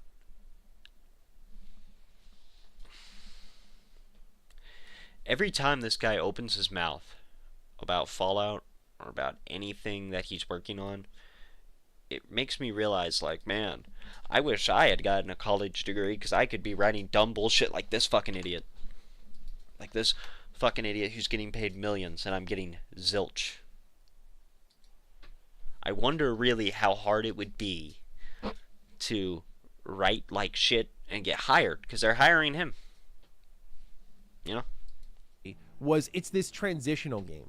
It was the first Fallout we had done, so we wanted to make sure we were really honoring the legacy of the franchise and those earlier games. He adds, we owned it, but owning a franchise and an IP is different than feeling like you own it creatively.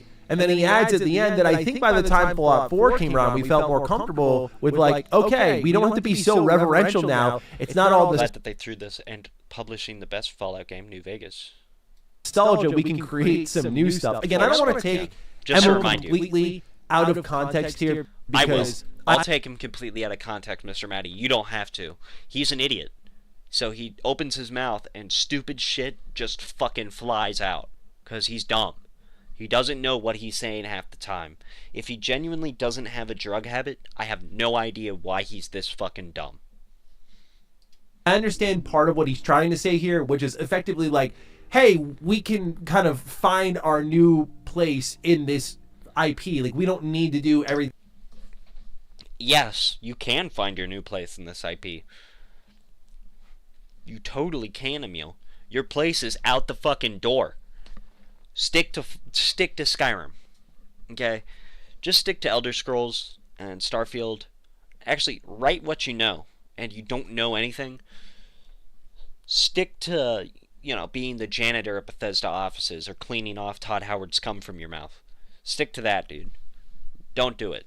Just don't get in the writer's room. Don't bother the intelligent writers that are just trying to write, stop fucking with them. Thing that Fargo and his team, Avalon and his team did before. We need to kind of break open new ground. I think exploring. Yellow. What's up?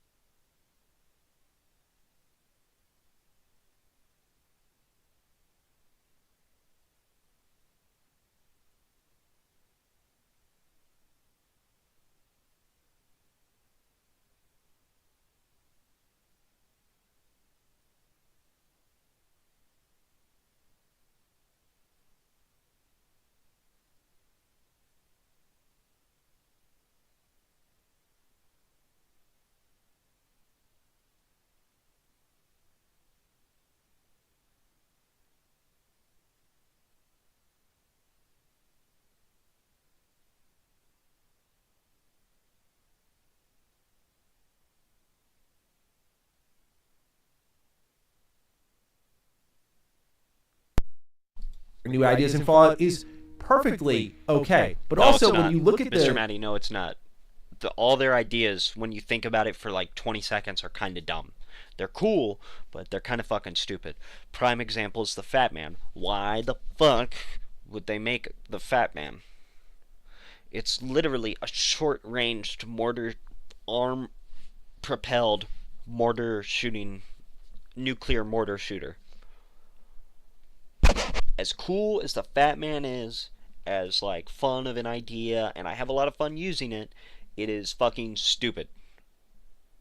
And it would make no sense considering they were stockpiling nuclear arms anyway. Why the fuck? But whatever. General consensus of these two games, it paints a much different picture here. Fallout 3, I know in the Fallout 3 versus New Vegas conversations, it's like, oh, New Vegas shits on this game. And I'll just say, after platinuming New Vegas, it's the first time I've ever wavered on that conversation. Many of you know I'm a pro Fallout 3 guy. I still love Fallout 3, top 3 game of all time for me. New Vegas, also incredible, but Fallout 3 is still widely considered a really great game. And when you look at what's talking about with Fallout 4, it's like a... I'll give you this. I think of Fallout 3 like I think of Fallout 1, a good simple adventure. Maybe not with the same stakes as Fallout 1, because Fallout 1 will literally beat you over the head for not fucking doing the main quest, or for fucking up. Which, I have to say, I appreciate. But still. Good game, but not like a great Fallout game, right? Yeah. That lack of reverence for what once was... It's not even that good of a game. It's not even that good of a game. It's okay. At most. That's the most praise you will ever hear me drop for Fallout 4, is it's okay. It looks like shit. It plays like shit. The gunplay isn't that great. I mean, it's fine. It's got better touch-ups than Fallout New Vegas or 3, but it's not fucking cyberpunk or anything like that. It's just serviceable. And the crafting elements are annoying and gay, and nobody asked for them. So...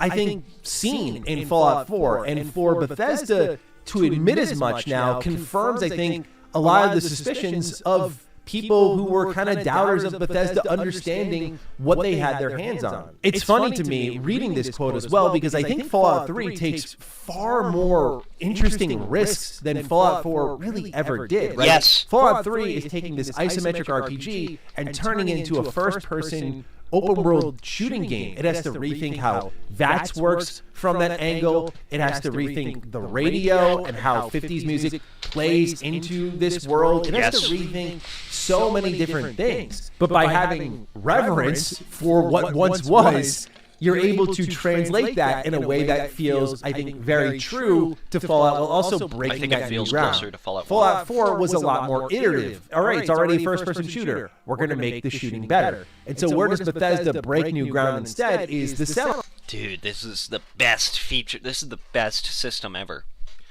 What I think about when I think of Fallout and the Elder Scrolls is, I want to make a town for my Sims. I love playing fucking dolly dress up and making towns for my fucking Sims. I hate it. I hate it. If I wanted to do that, I would play The Sims or Sim City. Mode, which I don't think was a bad addition to one Fallout game. I think the problem with the settlement mode is it's become a staple in all Bethesda games. For some reason, it's in Starfield. They just had to add it to 76. It's become this thing that now is no doubt going to be in Elder Scrolls 6. Like, it's not just a one-game feature that was built around the theme of the game, which was rebuilding the wasteland. That's not what it is anymore. The theme of the game isn't even rebuilding the wasteland. The theme of the game... The biggest takeaway I got from Fallout 4 wasn't, I'm the sole survivor and I'm rebuilding the wasteland and I'm saving these people. Didn't get that at all. What I got out of the whole thing, whole fucking thing, was, I'm building this town so these people stop complaining and because I can use them as traders and make some money. I didn't do it because I had fun. I didn't really even do it because I wanted to. I did it because I needed more caps. And because I needed more trading posts because outside of fucking traveling merchants, the only traders I can think of in the game that you can interact with are in what's the town Hancock leads? Fucking that town in Diamond City. I can't remember the name of it. Right? But they start to break ground in other ways that I don't think serve the franchise well and show a lack of reverence, right? You see things like the voice protagonist, which I support Brian T. Delaney and Courtney Taylor. They don't deserve any hatred. They were, to be fair, the voice actors don't deserve any hatred. They were reading a script and doing their job. And I want to say they did the best they could. And it's not their fault. The writing in the game gave them, like, nothing to work with. That's the writer's fault, 100%. I think they did a great job as the main characters in Fallout 4. But at the same time, we know the writing sacrifice that came with this new voice dialogue system. And Todd Howard recently admitted as much of, like, just, yeah, it didn't go over well. Like, people really didn't like it. But this goes back to the core of the conversation. I think it's a philosophical issue. I know we'll point at the talent, and talent is a big part of game development. And no doubt when we see what's happening with the recent releases from Bethesda Game Studios, there is a quality issue. I think even they could admit that themselves, that they know something's wrong with the stuff they're putting out. At the same time, though, it's a philosophical issue. When the kind of mandate from all of your leaders, from, say, Todd to Emil and so on, is bigger is better, that creates a problem in how you think about your content and how much of it you can do quality assurance for. And when you start to say things like, we didn't have to be as reverential in Fallout 4, it shows that you tried to make it your own thing, and we're seeing that a lot with the TV shows. Bethesda's reshaping things to be their own thing because it might be easier for them to build stuff on, say, like I've predicted for a while now, the West Coast with the next mainline Fallout game in respect to the TV show and kind of wiping the slate clean with New Vegas. And I think that's what we're seeing happening here. So, yeah, it's a little bit of a frustrating read because I think what made their game special, as I said in a full video essay, so I won't spoil all that here, but it's like 100-hour open worlds that were very... Okay. Mr. Maddie, I think I'm good with the rest of your video. You make good points. Totally right. Not on everything, but, you know, that's to be expected. I'm not right about everything. This being said, all of that being said, Emil should be, you know, I'll use a quote from Red Letter Media, who are a group of people I hate. I fucking can't stand Red Letter Media. They said once upon a time George Lucas should be directing people to their seats, and hold on, no. They said J.J. Abrams should be directing the Star Wars movies, and George Lucas should be directing people to their seats.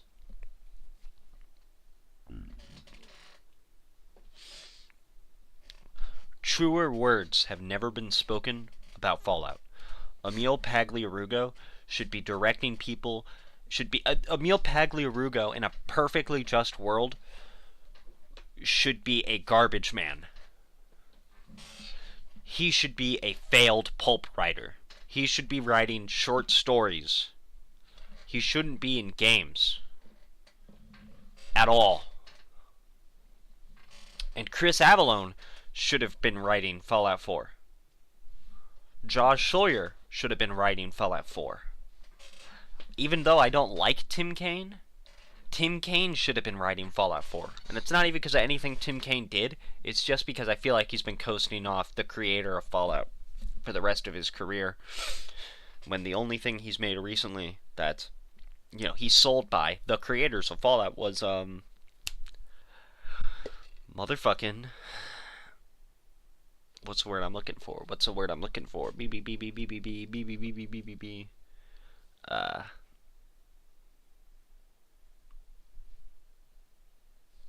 Point is, fuck you. Fuck you. Fuck you, Emil. Fuck you. Whew. Now that we're done with that, let's do one more video, and then I think, actually, you know what? I think I'm gonna do one more video.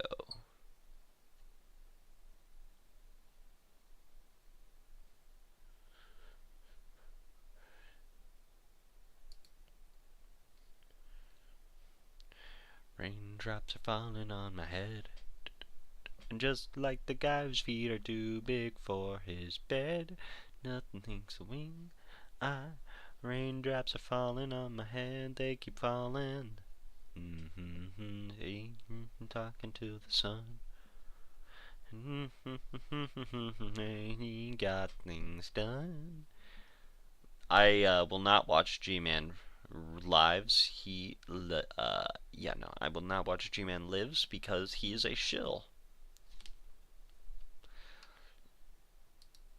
Have you ever wanted to be a hard-boiled detective that solves crimes? Maybe one who crawls through ventilation shafts and accidentally breaks into the wrong office, unintentionally commits corporate espionage, and shatters the security guard's jaw when he tries to stop you, handcuffing him to a radiator before making a swift escape through the window of a 14th floor apartment? Well, boy, you really have some stuff to work on. But in the meantime, we can simulate all of those things in Shadows of Doubt. This game offers a procedurally generated world with hundreds of unique citizens innocently going about their lives until one of them snaps and becomes a serial killer. As unlicensed detectives, we are the only people that can solve these crimes and bring their offenders to justice. Can we save the world from homicidal maniacs, or will we become one in the process? There's only one way to know, but first, a word from our sponsor. This video is sponsored by Raid Shadow Legends. It's an RPG PvP mobile phone life. Hold on. Never seen this guy's YouTube channel or video content before. Paste this here. Let's paste this here.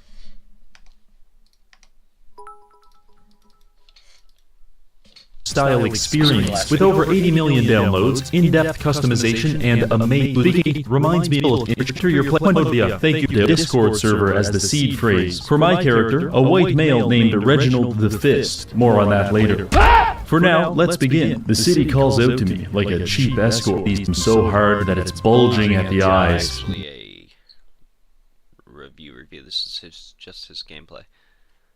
You know what? Might as well.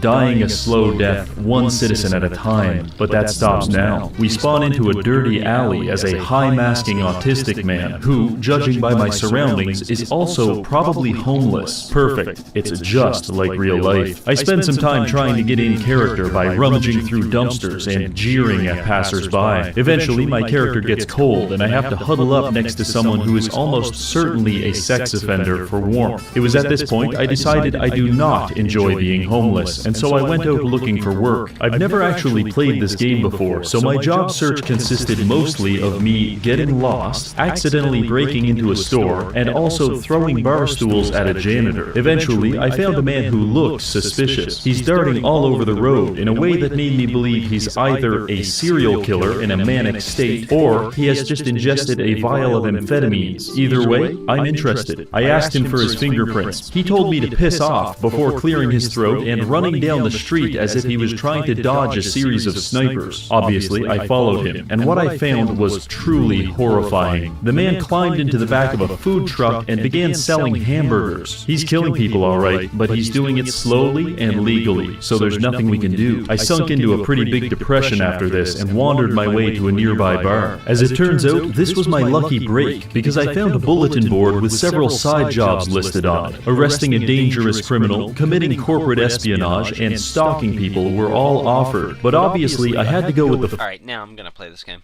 I think that's the end of my stream today. You've kind of already sold me on this game, Reggie. So I'm gonna give you a like, I'm gonna subscribe, because I kind of like your content so far. That's my stream for today. 3 hours of okay content. I hope you guys liked it. If you didn't, fuck you. And have a good one, guys. Come back when I stream regular content like Fallout.